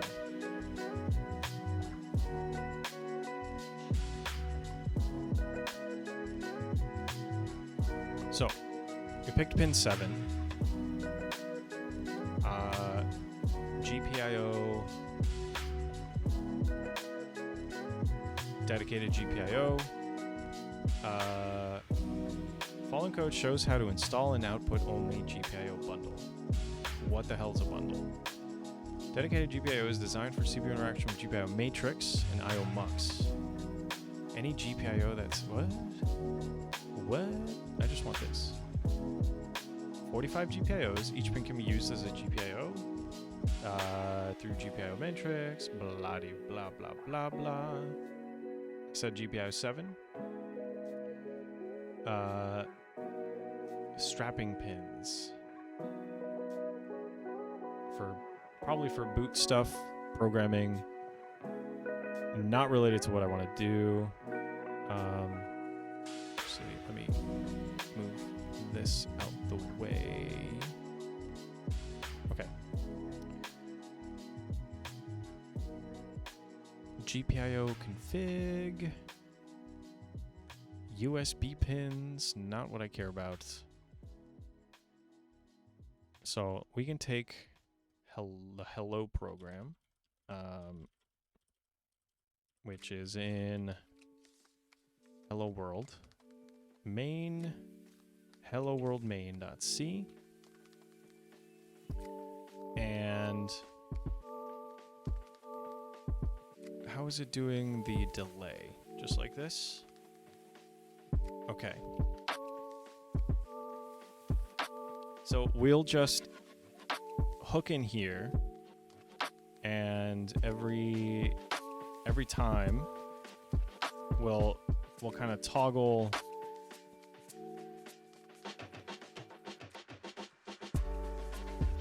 some value. Well, let's configure the GPIO. So pound include driver GPIO.h. Do I have to configure that? Ah, the ESP driver GPIO component. Maybe I don't want to go that far. Maybe, well, it's a little early to start diving into all that actual like super low level stuff. So let me git find driver GPIO or GPIO.h.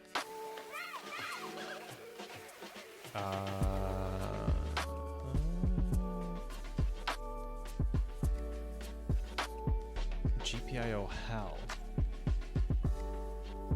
versus driver.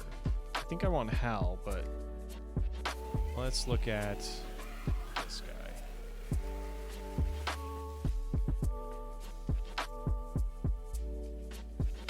That's SoC configuration.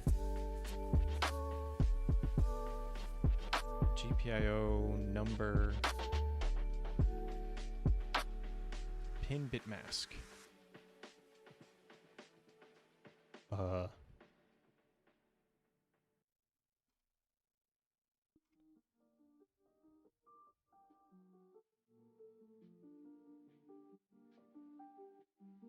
No.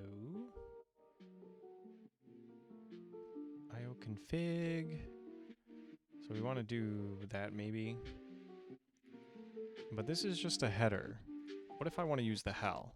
What is HAL?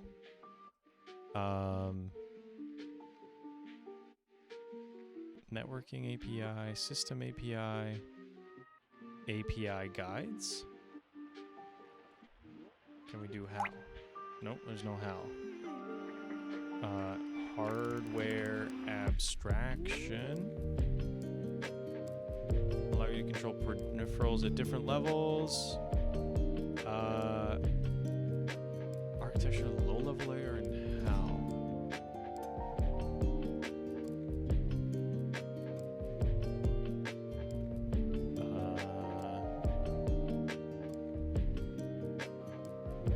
Entirely contained within a HAL component.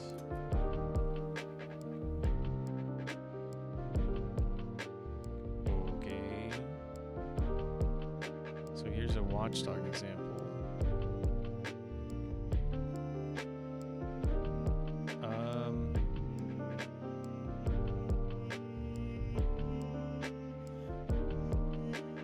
How do I access them though? Let's see. Comprise following the contained within the HAL component.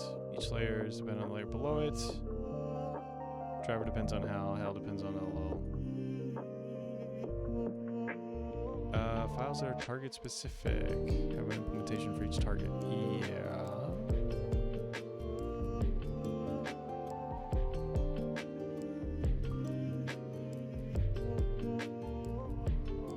Sure. Let's stick with driver then. So I think for this I need to do idfpy config.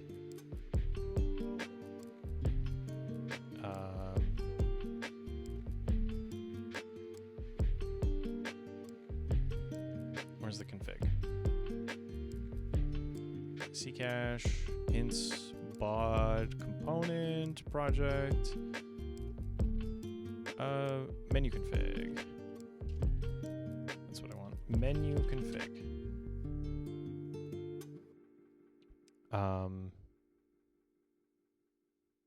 Component config. And I want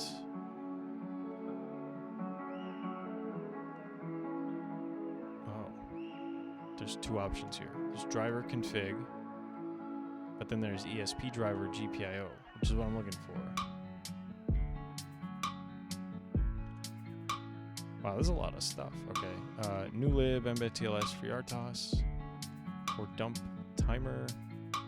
Let me look at GPIO.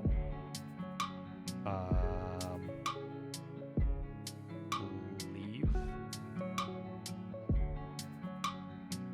Is it already just in there? Maybe it's already in there.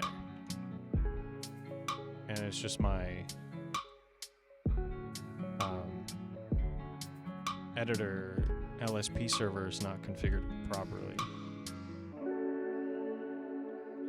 Peripheral control. Nope, that just whether or not to put them in iron. Okay.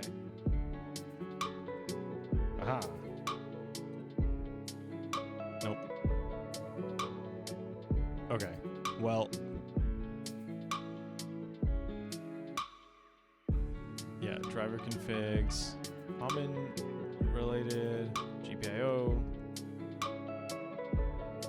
Wait, what is IRAM? Is that just when that's just when it's loaded? You load it into the instruction RAM. So I think I don't have to do anything here then.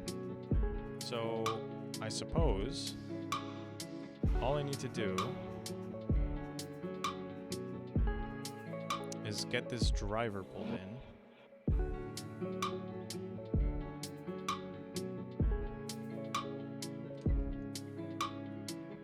Wait, components? That's not from examples, right? Okay. So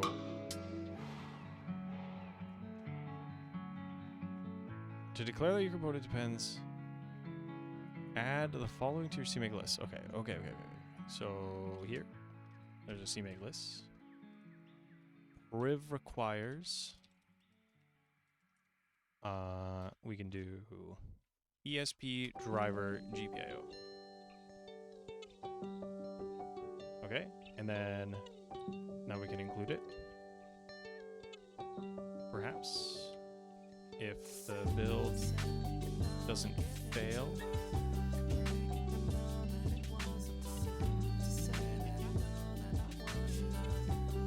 Lyrics, no. Go away. Okay, I think just building this might update Clang D here.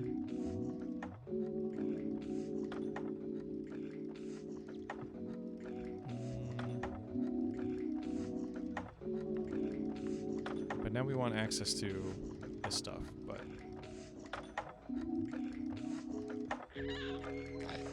so baby sounds. Skip. I feel like we just heard this. Okay.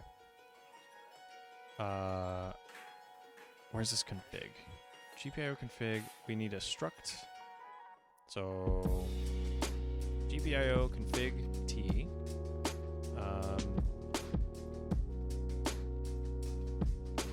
Foo. And what do we?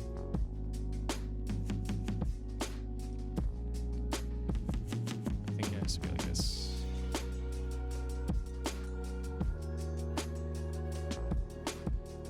Wait. Incomplete type. Maybe just a, again, a glitch.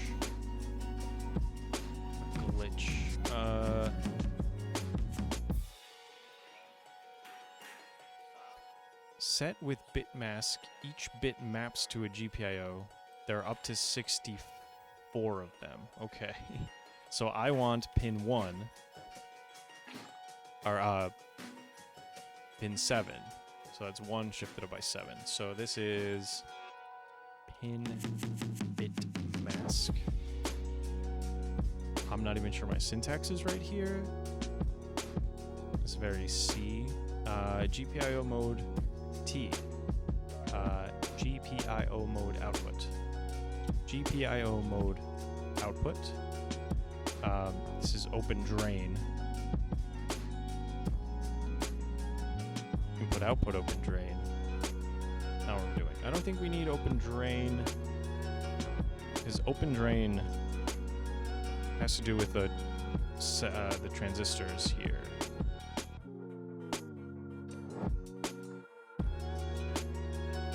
So drain collector. If well, I think we might just want that.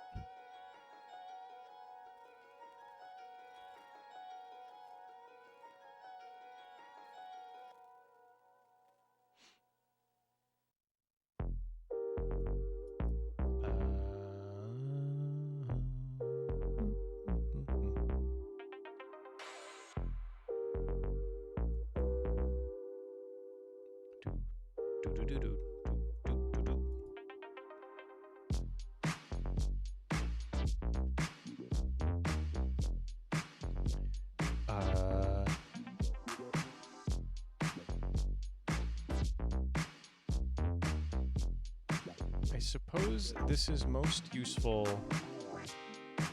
We don't really want this because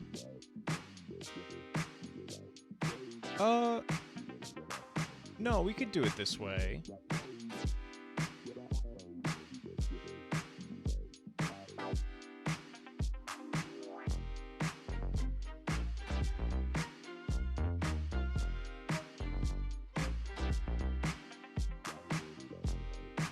Kind of the same.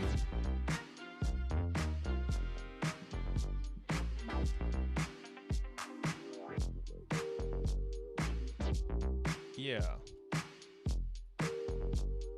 Let me test my knowledge here. So, when to use, well,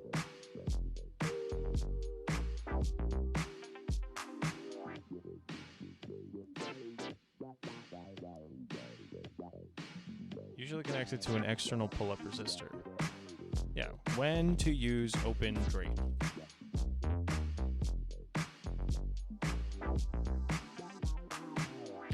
What is open drain? Also called open collector. Simple way, like a switch. Permits devices to establish communication bidirectional on one wire. Considers a mode where it provides only pull-down functionality. Yeah.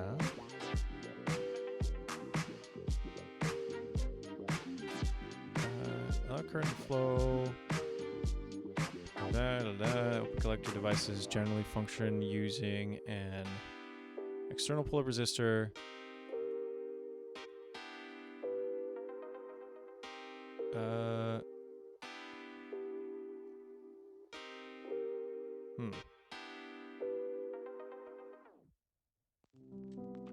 No, yeah, push-pull is the normal non-open drain configuration. So if this is high, did I delete my schematic? No. So if this is high,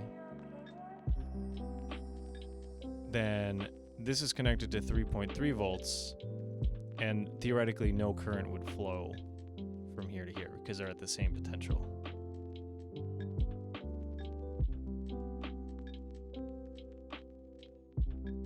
But yeah, the other way we can do it this way if this is open. So okay, back to the third option is to do this, but with open drain. That says drain. We can do open drain here, and then the LED. Oops. And then the LED.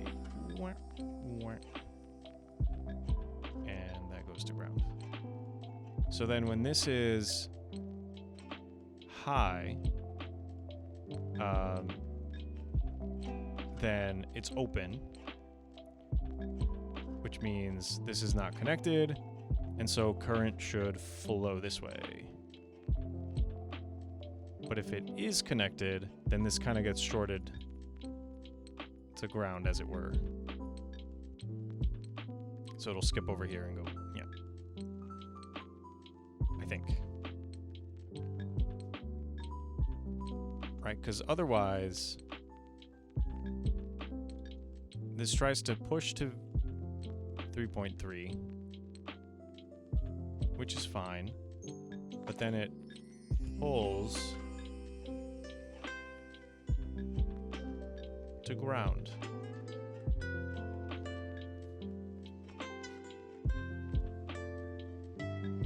Yeah. Whereas in this configuration,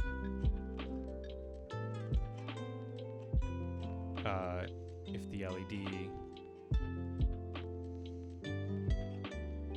so if this is high, then that's whatever is at the output, which is whatever this is, which will just get sunk this way. But if it's the other way, then it'll connect to ground. Yeah? Like in this diagram.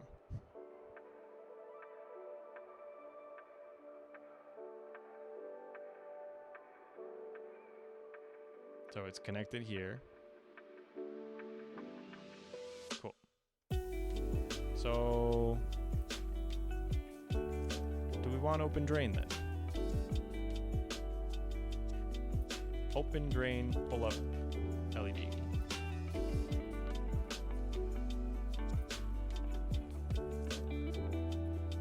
Aha. That's what I'm talking about.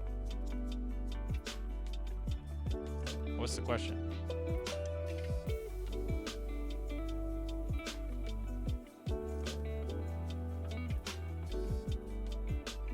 saying it's better to do this.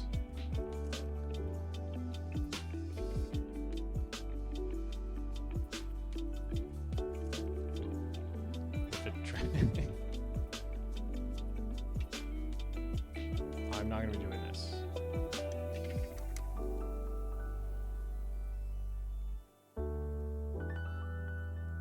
I don't care about power.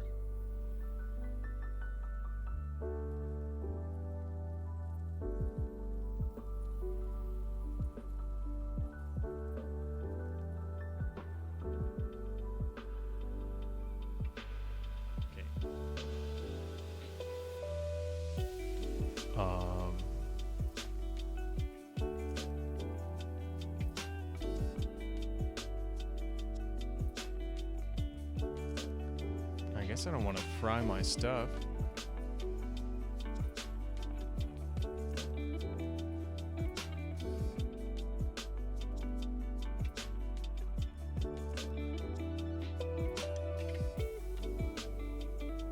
Yeah, this is what I was thinking.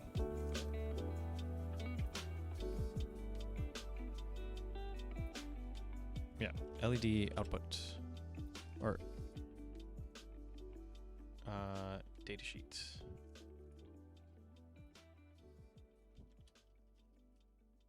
Output.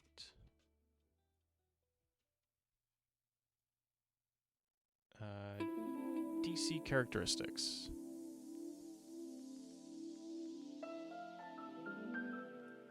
Um,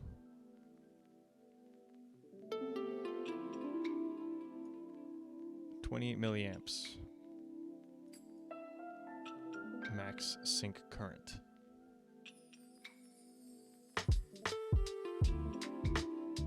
Yeah. I'm gonna stick to my guns and do this one. So just output mode. GPIO mode output. Yep. And what else we got? Back. Pull up N, pull down N. No. Interrupt type, no interrupt needed right now.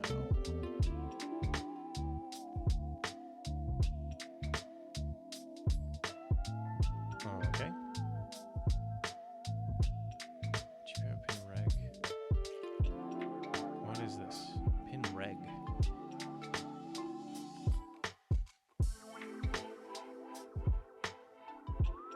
I don't know what it's for. I don't really know what this is for. GPIO types. Oh no. Is that a separate header? Whoops.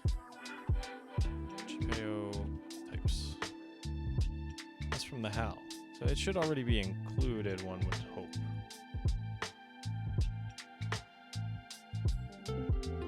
Or not. HAL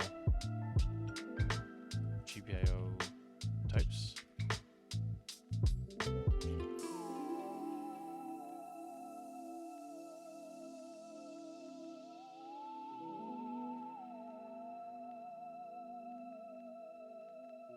Is that what it wants? That's what it wants.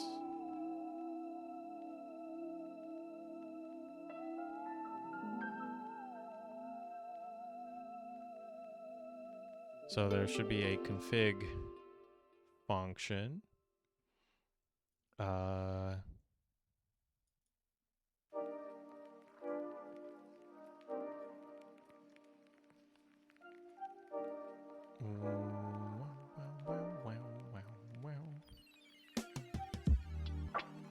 Okay, show me a dump, sure. Don't need to do that. Okay, GPIO config takes a struct, so GPIO config.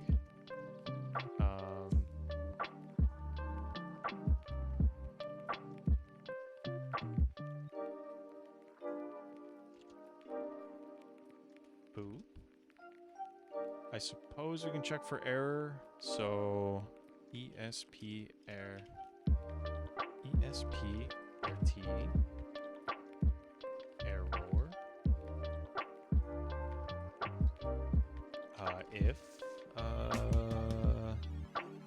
not, oh, if air not equals ESP, okay. To do something about it. Otherwise, nothing for us to do. I suppose initialize it to a state. Reset to default state. Does that mean... Okay, that's like the opposite of config.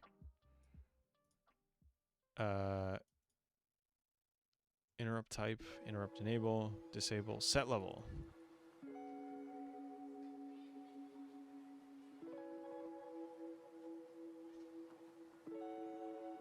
I think that's all we need.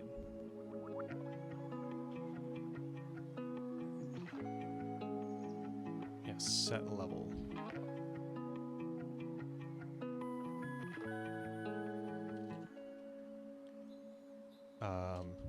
So set it high. Well, we'll do unsigned level, GPIO level equals 0. And then we'll do set, or what is it? GPIO set level, GPIO number 7. 7 or mask? Because what is GPIO num t? That's a new one. GPIO num t. Where did you come from? Give me the first match. Oh, we've gone too far. 46? 1. Yeah, what are you? Is it just an alias for, like, integer, or what?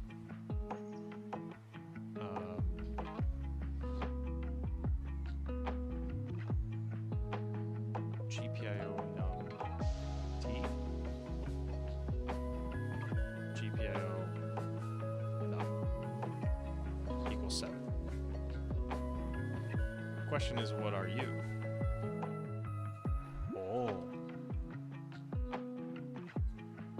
Okay. Let's just do this. GPIO num 7. But then pin bit mask. What the heck? Pin bit mask.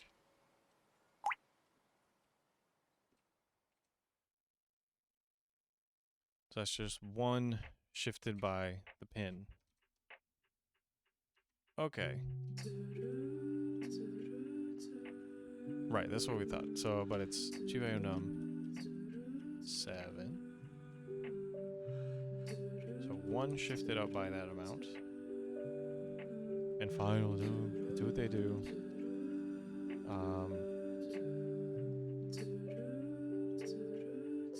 GPIO level starts at 0. Num pin is already there. Okay, so now GPIO num level, GPIO level. It expects a uint32, so use that. GPIO level, and then we'll do GPIO level equals not GPIO level, and then toggle it. And it should do that once per second. We'll start with it at GPIO level, or set level at 0.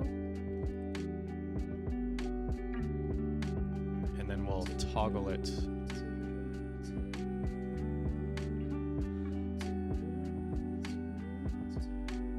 like that. Okay.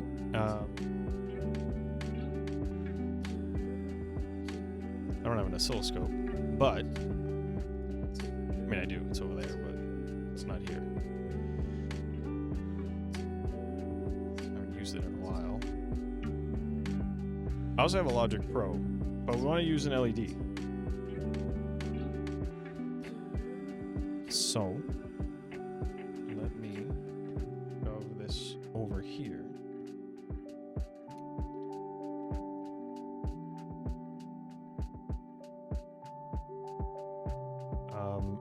I'm going to do some kind of overhead cam.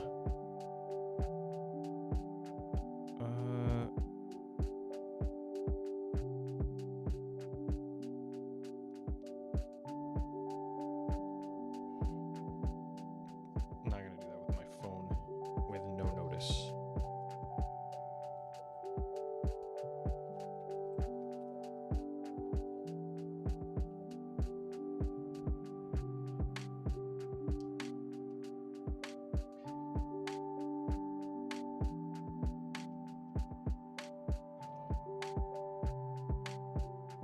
Well, first let me make sure it like compiles even.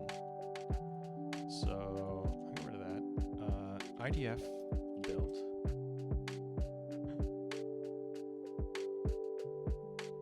Incomplete type.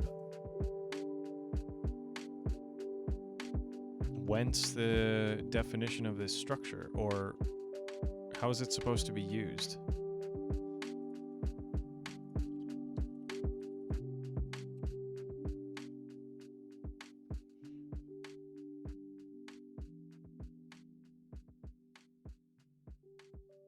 Right, if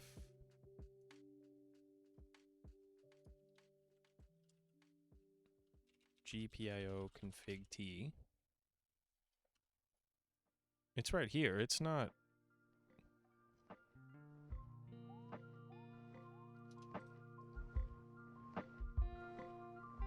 It's not an incomplete type. Oh. It's because it's type deft. That's right. It's an anonymous structure. Right, normally, so, well, can't do it here. But normally you'd put, let me see. So, if I have this, if I have a struct foo, or no, we'll call it bar struct, right? And then it has maybe an int, whatever. Now, in order to use this type, I have to call it by its full name, which is struct bar struct bar, like this. And that'll initialize it to something. And we'll say .x equals 5, 2, whatever. Doesn't matter. But now, if I type def this instead and do struct with no name, that includes 1x. We're going to type def that as bar struct t. Then, or even if we just say bar struct. Whoops. Bar struct. That's an incomplete type. Because it's declaring a new thing, maybe? Here? It's kind of like saying,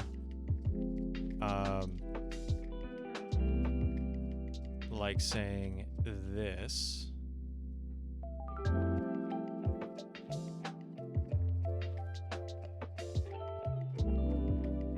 X equals 5.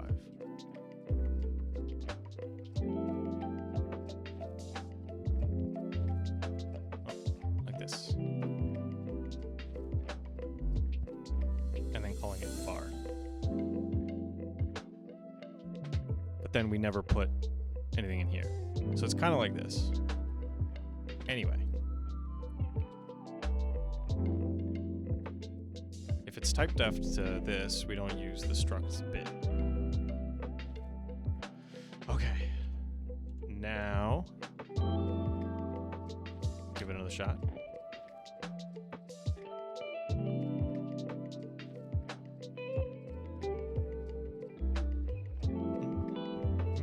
Hey, okay. Let's flash this. Port is dev tty acm0. Yeah.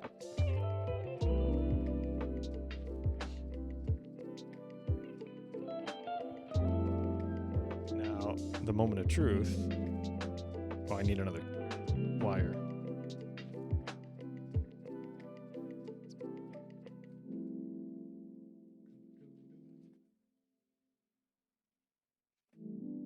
Green's good for this.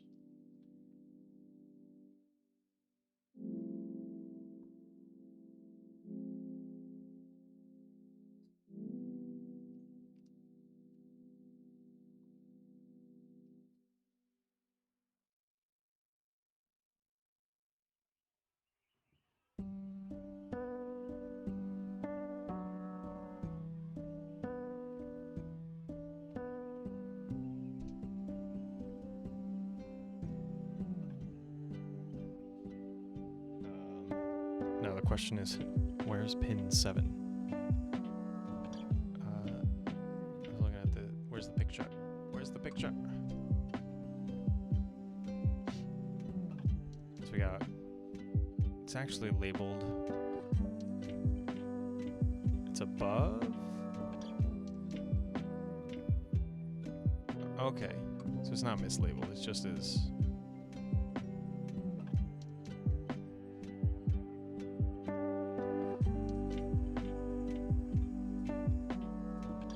It's just a little weird.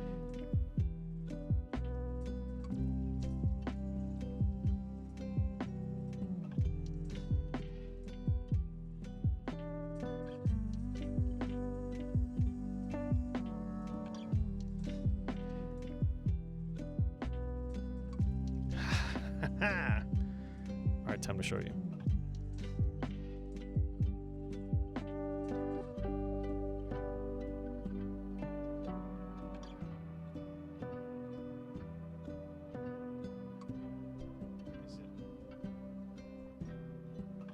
It's kind of there.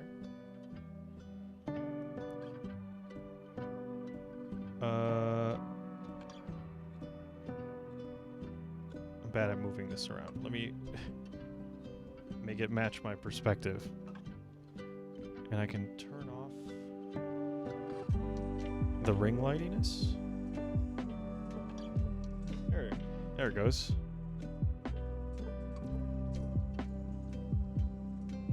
Look at that. Blinky, blinky. So, I've still got it connected to VCC here, the green. And then the brown goes back to pin 7, which we're toggling every second or so.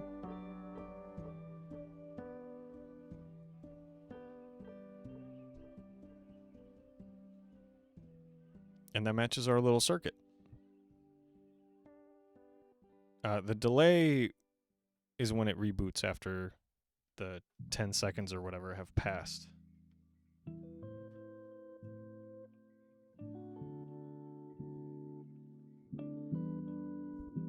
Cool. So that's awesome. Blinking lights. We got them.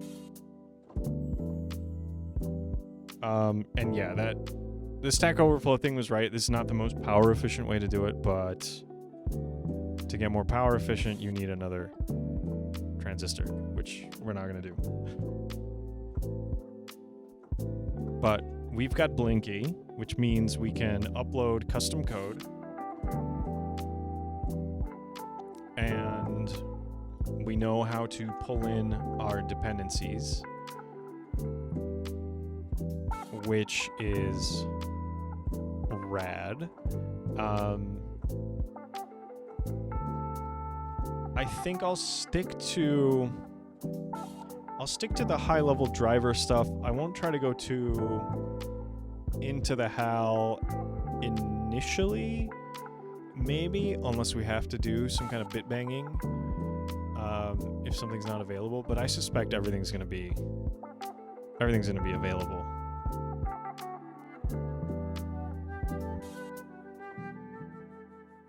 Well, I guess the one thing that wasn't available was the... Oops. The LED controller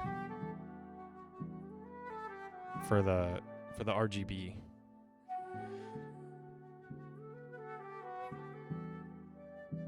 I don't know how to do that. I think you have to do that with a timer. Unless there's an example. I'm gonna dive into that. Let me find an example. So, where did I put this? Applications. Examples. If I can spell examples correctly. Common components. What is get started?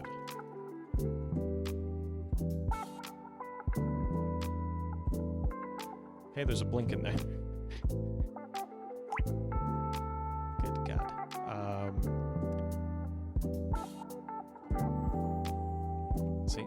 See, blink. CD blink. Say hello. I test blink. SDK config defaults. There's a lot of stuff in here. Blink example. How to blink an LED using GPIO driver or using the LED strip.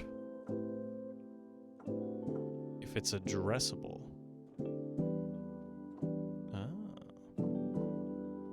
Where's LED strip? I thought we were looking at that.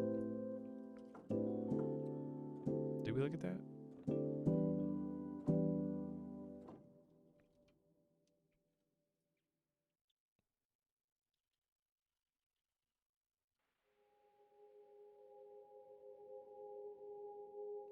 Yeah, I guess it's doing something fancy to get that done. So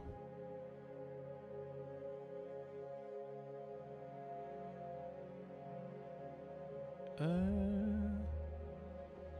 see the LED blinking according to defined period.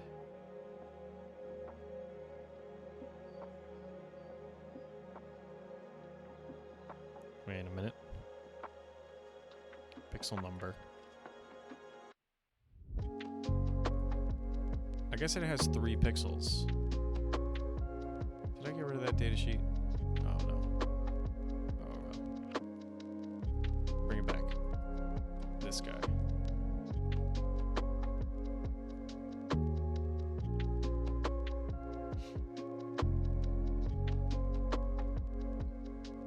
Well, this is a different version of it, but it's pretty close.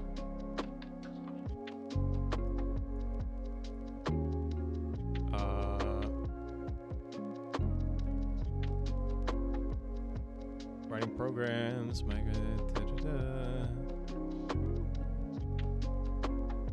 Okay.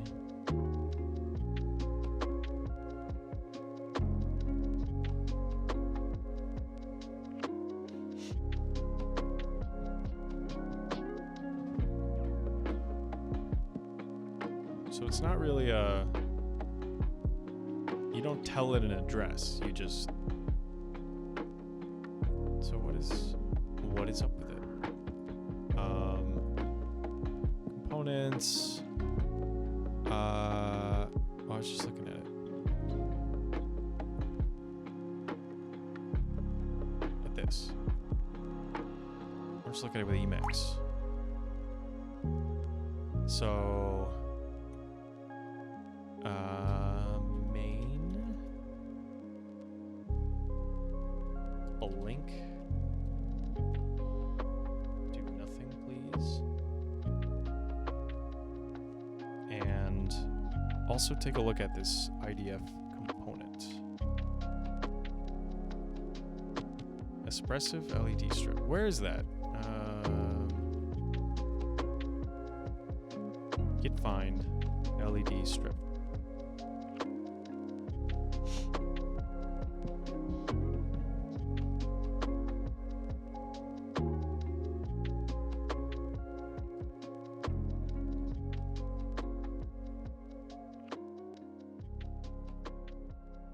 Yeah, I don't know where it gets that. But I mean, I assume it's from the examples themselves. Configure LED. LED strip, strip config. I assume that's all set by the example peripherals. RMT LED strip.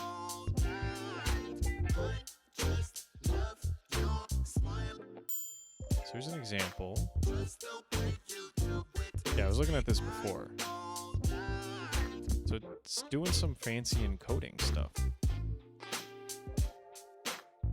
Resolution in hertz. Create RMT encoder. Sure. But then what does the body look like?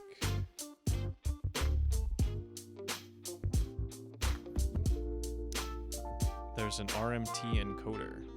That's a separate thing.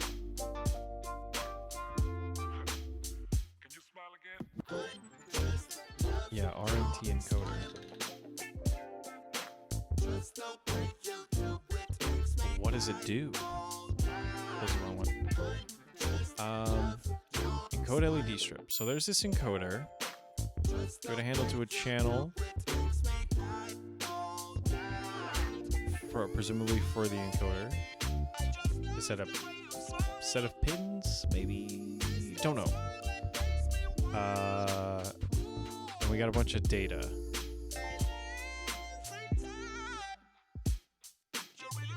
And like a continuation.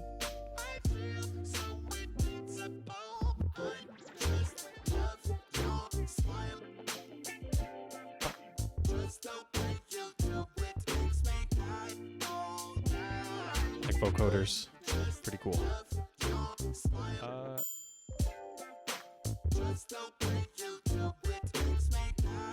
What we got going on?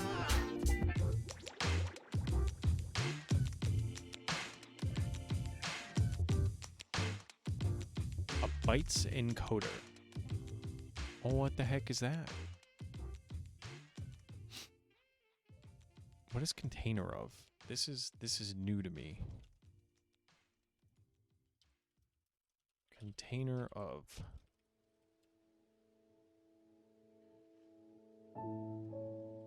Git grep. Container of. Is that a...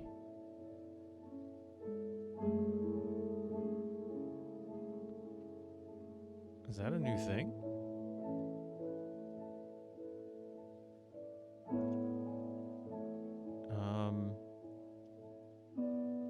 Container of.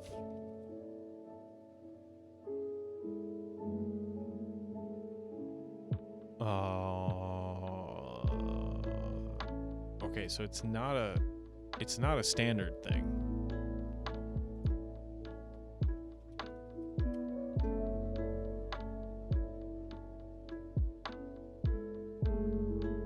So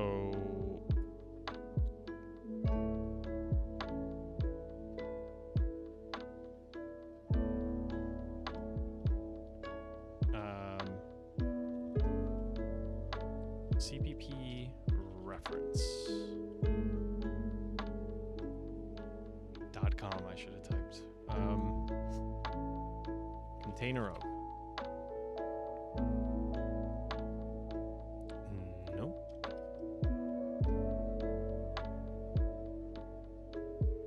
Nope. That's annoying. I don't know what it does. I don't know what it does. Can I follow it? Nope. It wants a tags table.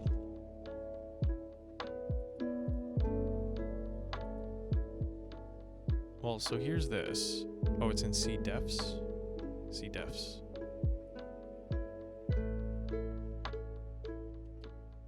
Container of.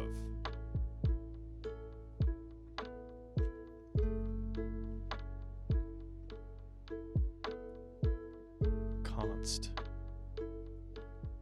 Type of.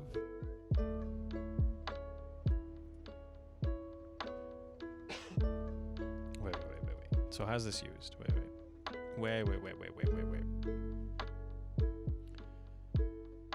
So this is saying container of encoder, which is a pointer to a thing, sure.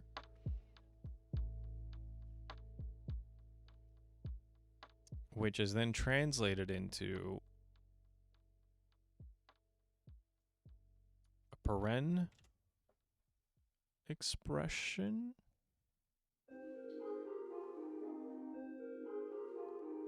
of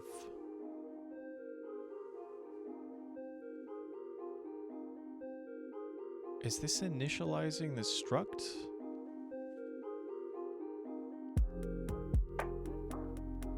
No.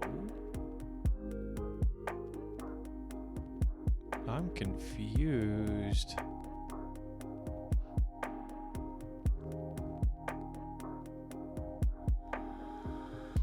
Somewhat confused. Where's the other one? This ESP Linux helper. It just has container of.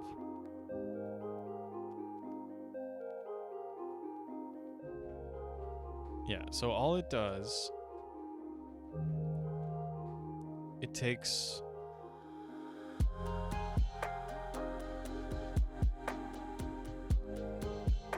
the type of null cast to a pointer of the given type. So this, and we get a pointer of encoder. Okay, so this is encoder. This is type of LED strip encoder T member. Member being this base. Okay, so const RMT encoder is the base. M pointer is pointer.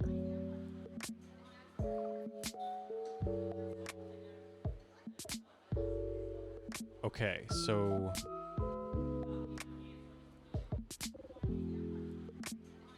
this is a pointer to base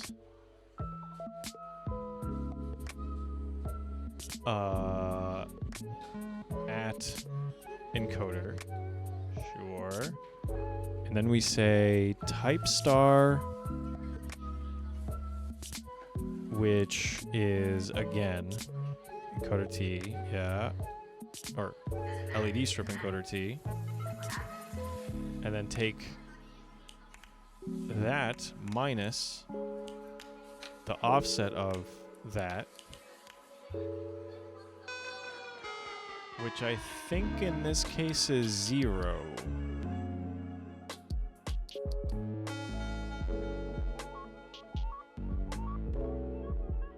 And we get a derived type.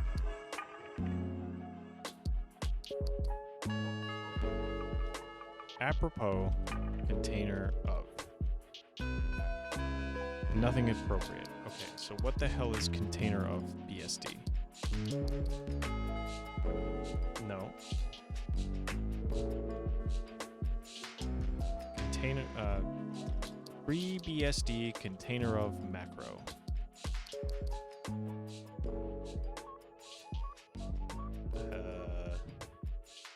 I was looking at that. I didn't really read what it was saying. It just says do the thing. Yeah, it doesn't have any info.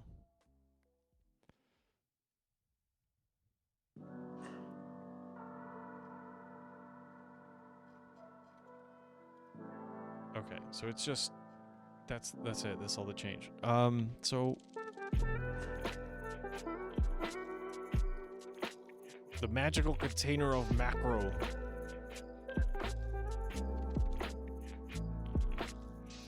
Okay.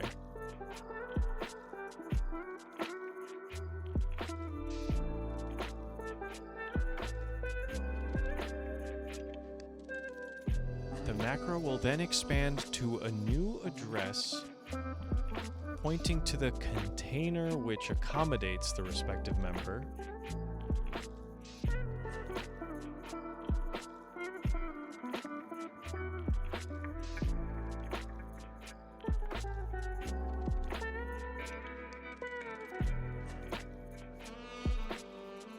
Okay.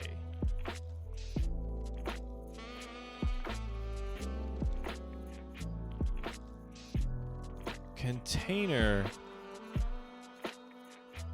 I think container's kind of the wrong word. I associate container with like array, map, list, like, but the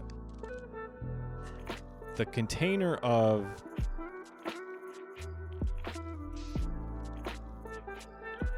this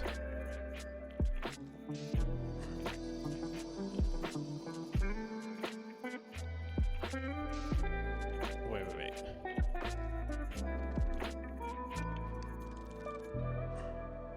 It takes 3 arguments: a pointer, type of the container, and the name of the member the pointer refers to.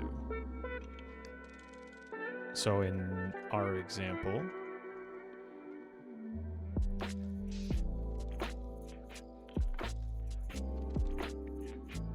pointer type, a pointer, the type of the container, and the name of the member that pointer refers to.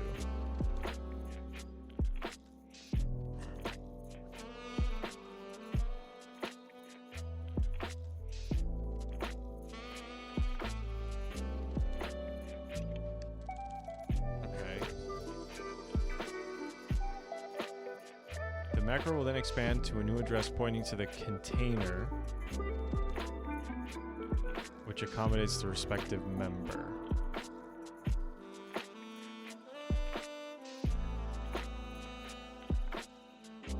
Container encoded. Okay.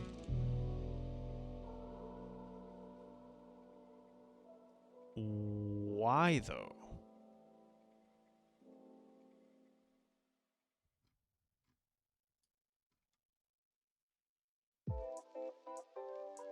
That's what I don't get. What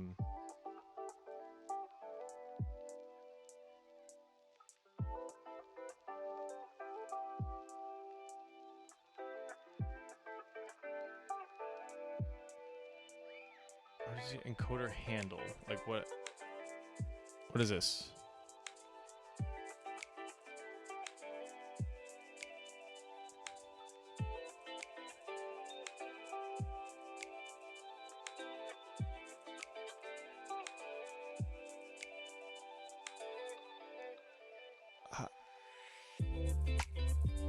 I'm lost.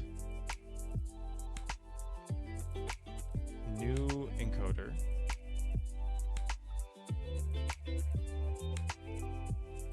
So here's the encoder. The new container of this.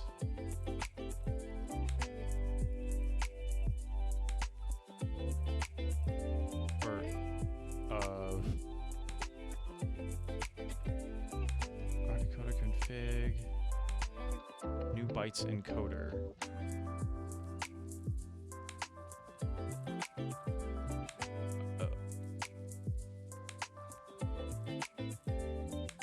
Yeah, I don't understand. I guess I'm not sure why. So the interface is kind of weak here. You got this config thing, and then it just makes a handle, and it hides the fact that it's... Okay, so these bits talk to each other, except that you also pretend... No.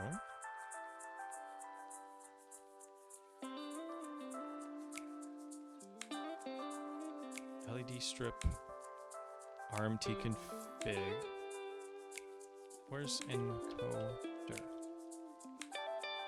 Am I losing my marbles?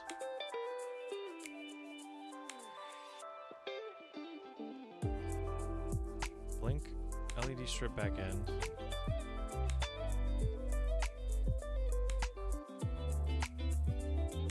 Is RMT.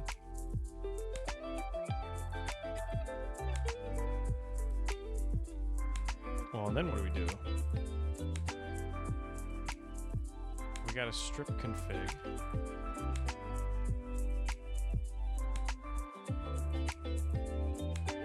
Oh, which is separate from...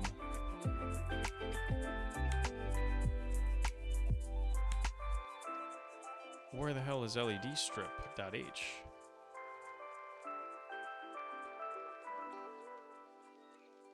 That's what got me so confused.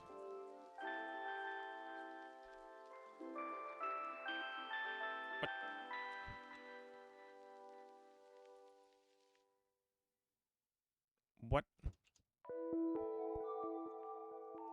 Am I blind or? There's only one LED strip.h unless the file gets like renamed.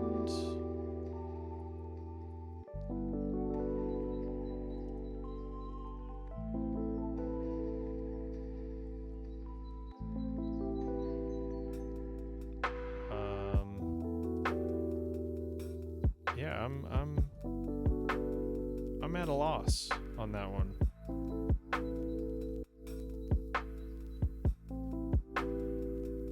So these are GPIO stuff. Instead, RMT config.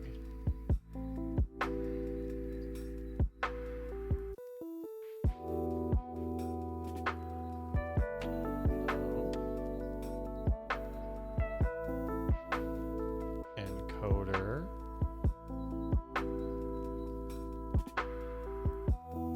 Yeah,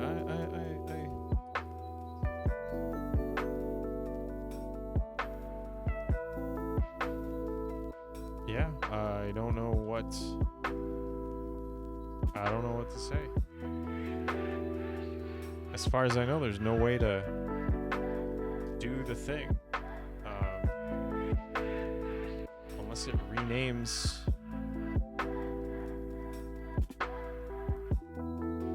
Unless it knows how to rename stuff.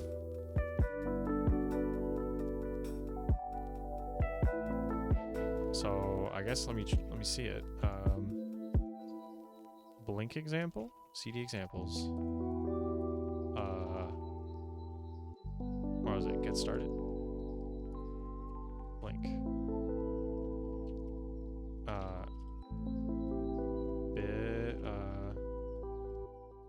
Menu config, right?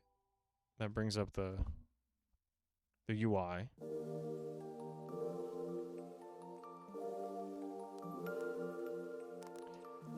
And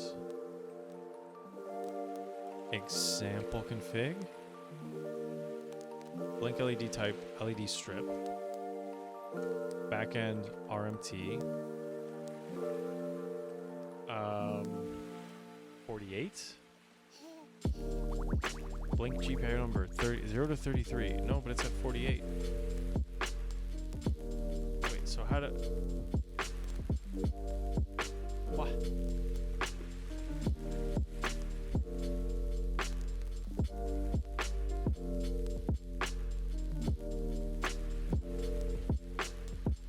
I mean, unless it's a liar.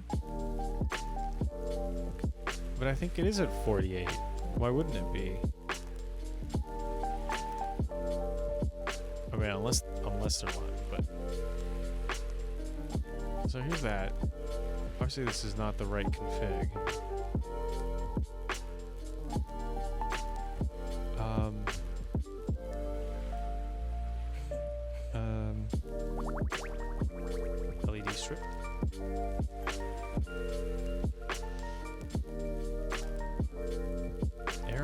Build time. Modification. LED encoder example. Configuration error.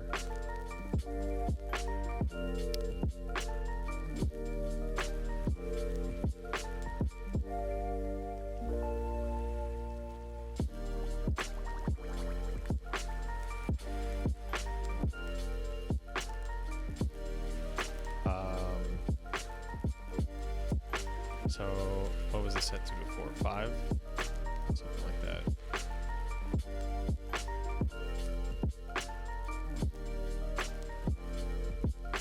Yeah, I don't see save configuration. No.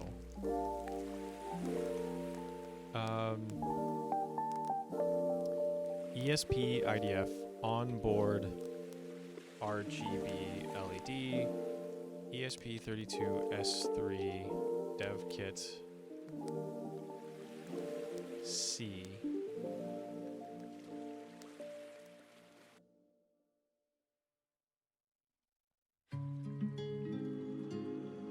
Right.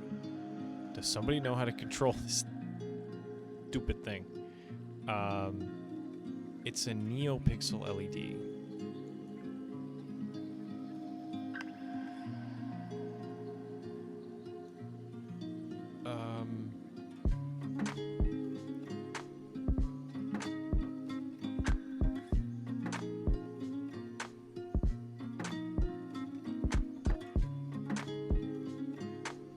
These are for Arduino.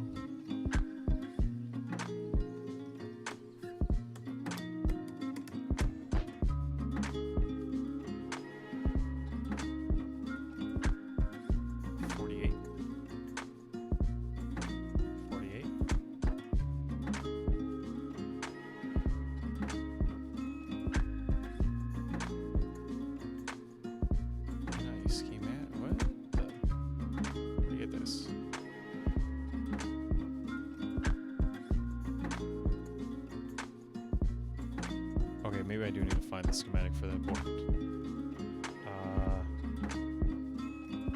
Where are you? Come back.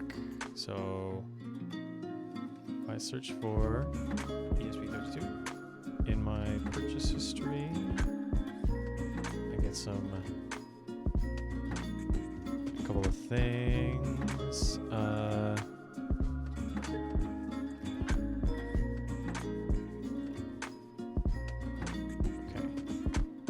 A bunch of images.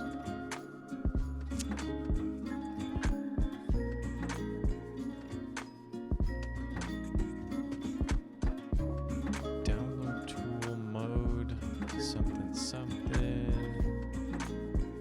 You can't see what I'm doing.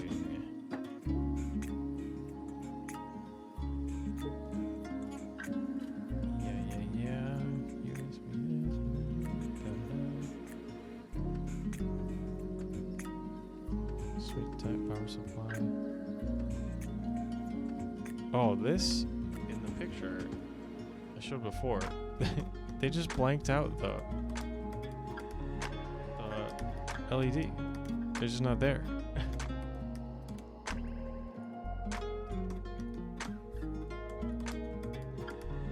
Is it because it's connected to like the wrong pin? I don't know.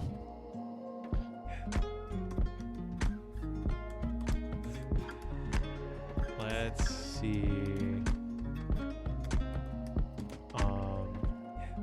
LED.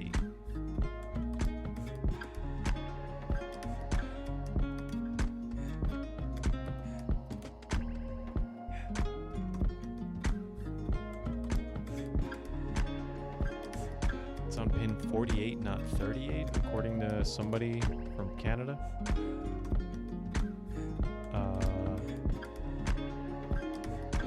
LED.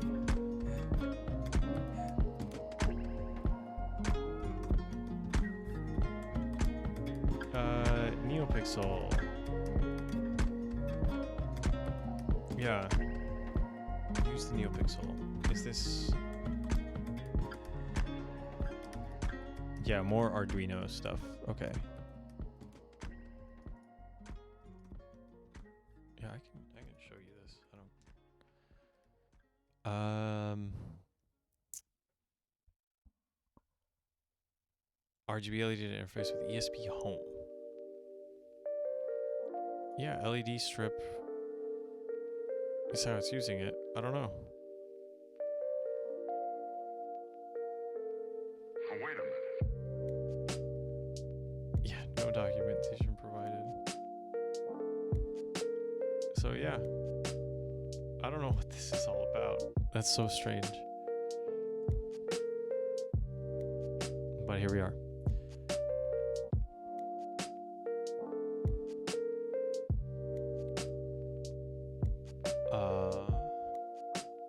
You know they're out there, don't you? Creepy. Out where? Who's out there? Viewers? I don't know about that.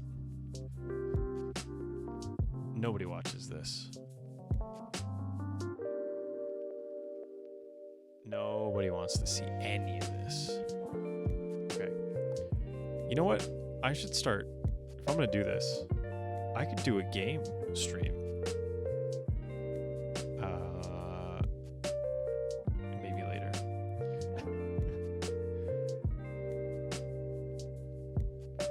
Maybe later. First, I got to finish this project. Because, like, I was thinking of Shenzhen IO.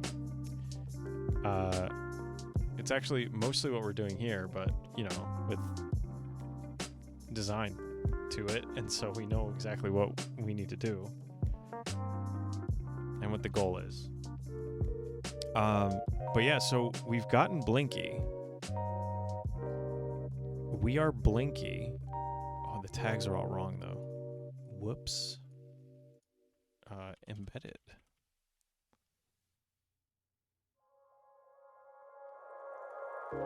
Embedded development microcontrollers.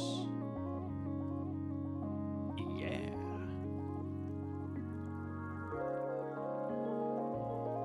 So we are Blinky. Now we got to start using some peripherals.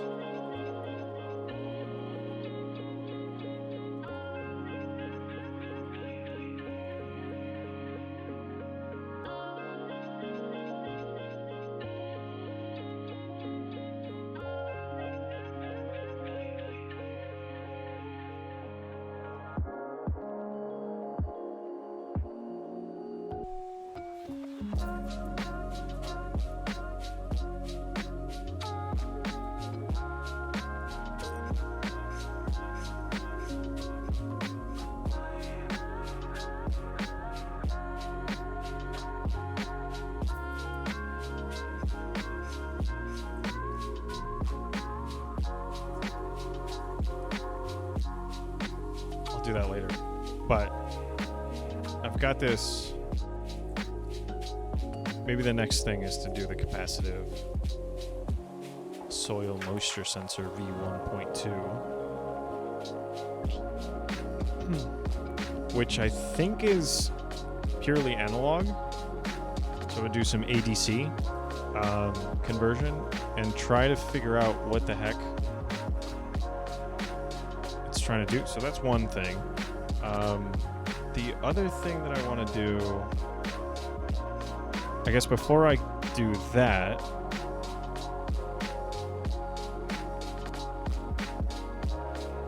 is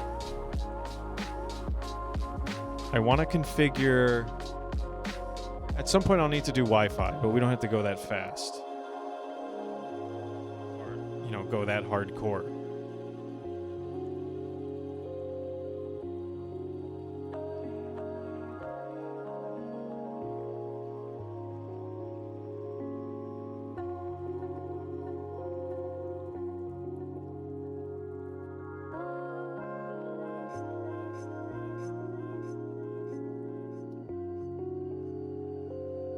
Okay, yeah, it's got little pins. They're not breadboard compatible. But so for next time, I'm gonna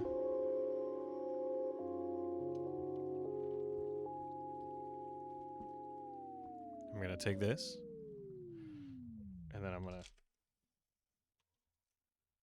take some of these, and I'm gonna insert them in and solder them together. And then I should have, which way should I do it? This way or the other way? That's the real question. Should the pins stick up or should the pins stick down?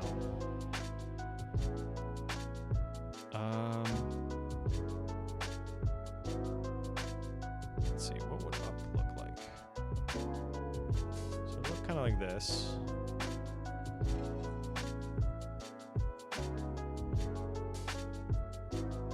But what would down look like?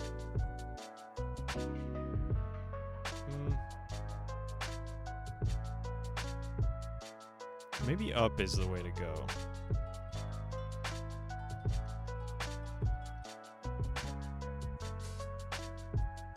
Although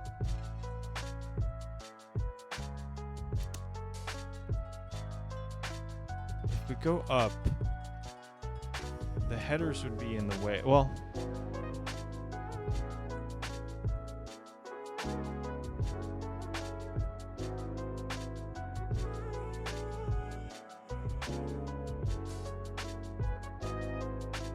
it looks like it's just a little bit too proud. The MCU for it to not make a difference. Where it'd be guarded by plastic. So I guess I have another one that's already down. So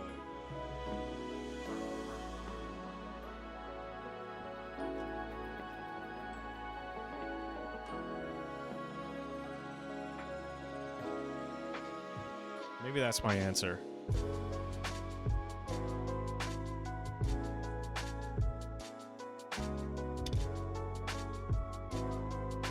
Since I already have this guy, I could just reuse it.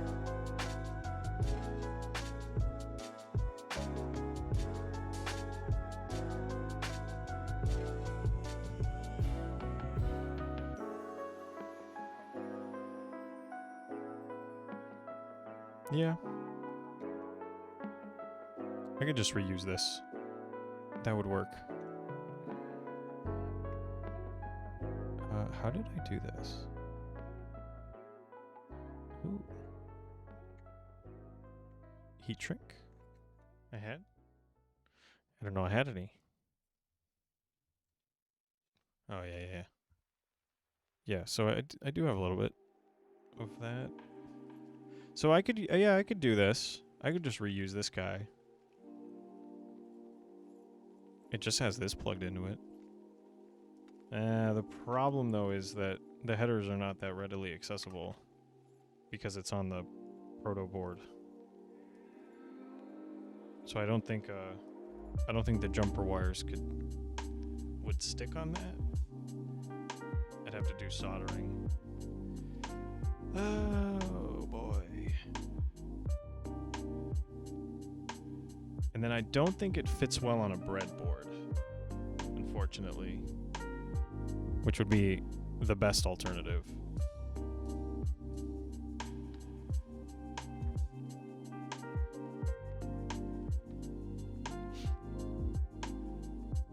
Yeah, I'll put the headers down the normal way.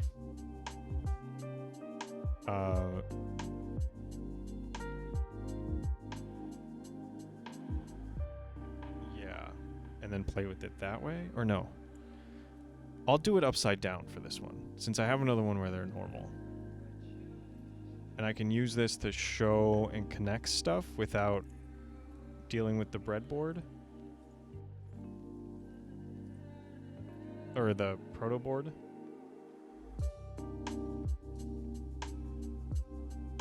Let me just try out.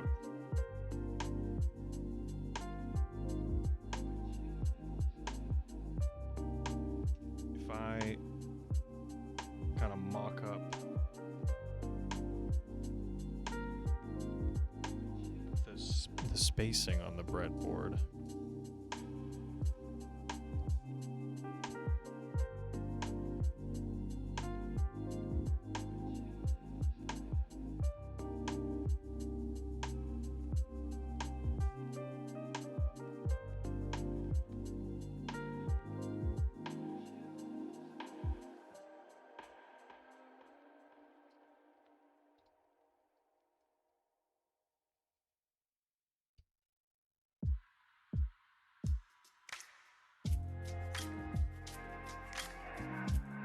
it doesn't really work.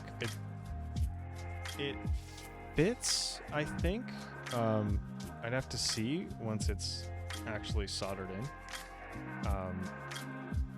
Sometimes like the angle can be wrong.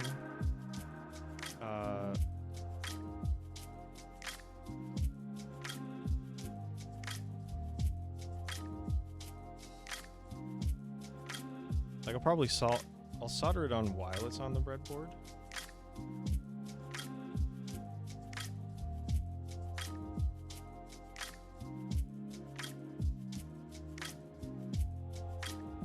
But it looks like the problem's gonna be that on the breadboard there's no space for the actual for any jumpers to come in.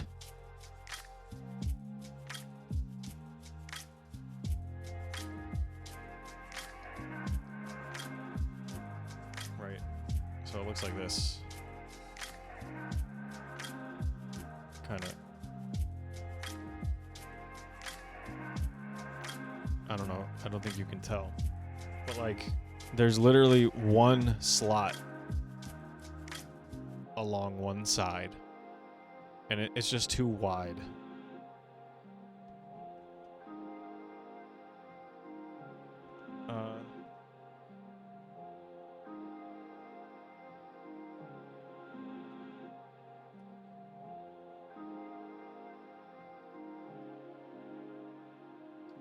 Yeah, and I think basically all breadboards are the same width. A, B, C, D, and E. So that's a bummer. At least all the breadboards that I have are that way, so.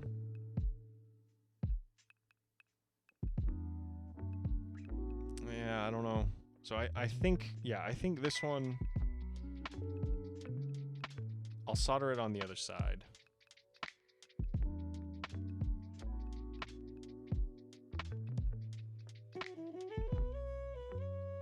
And then they'll kind of stick up.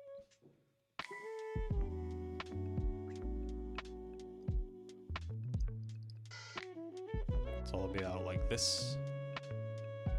This gets connected here. And then I can connect jumper wires like this onto a breadboard if I need to break something out. And still have access to the buttons on it, even though, yeah. You get it. So that'll be, I'll solder this tonight, and then I'll start working on I'll unplug that probe from that guy, do some surgery, and then attach it to this guy. And we will do that on Thursday.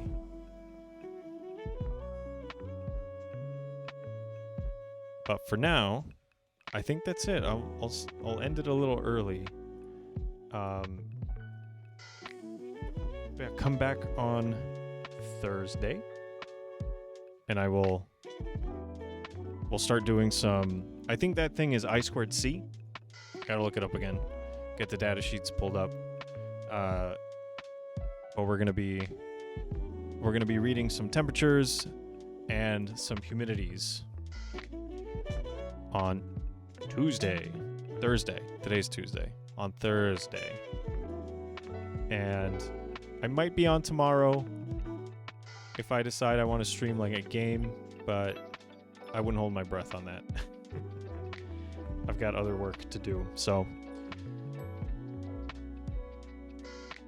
thanks for watching. I will catch you on the flip side. I gotta go feed my cat and stuff. Where's my face? Hey. Peace out. Thanks for watching.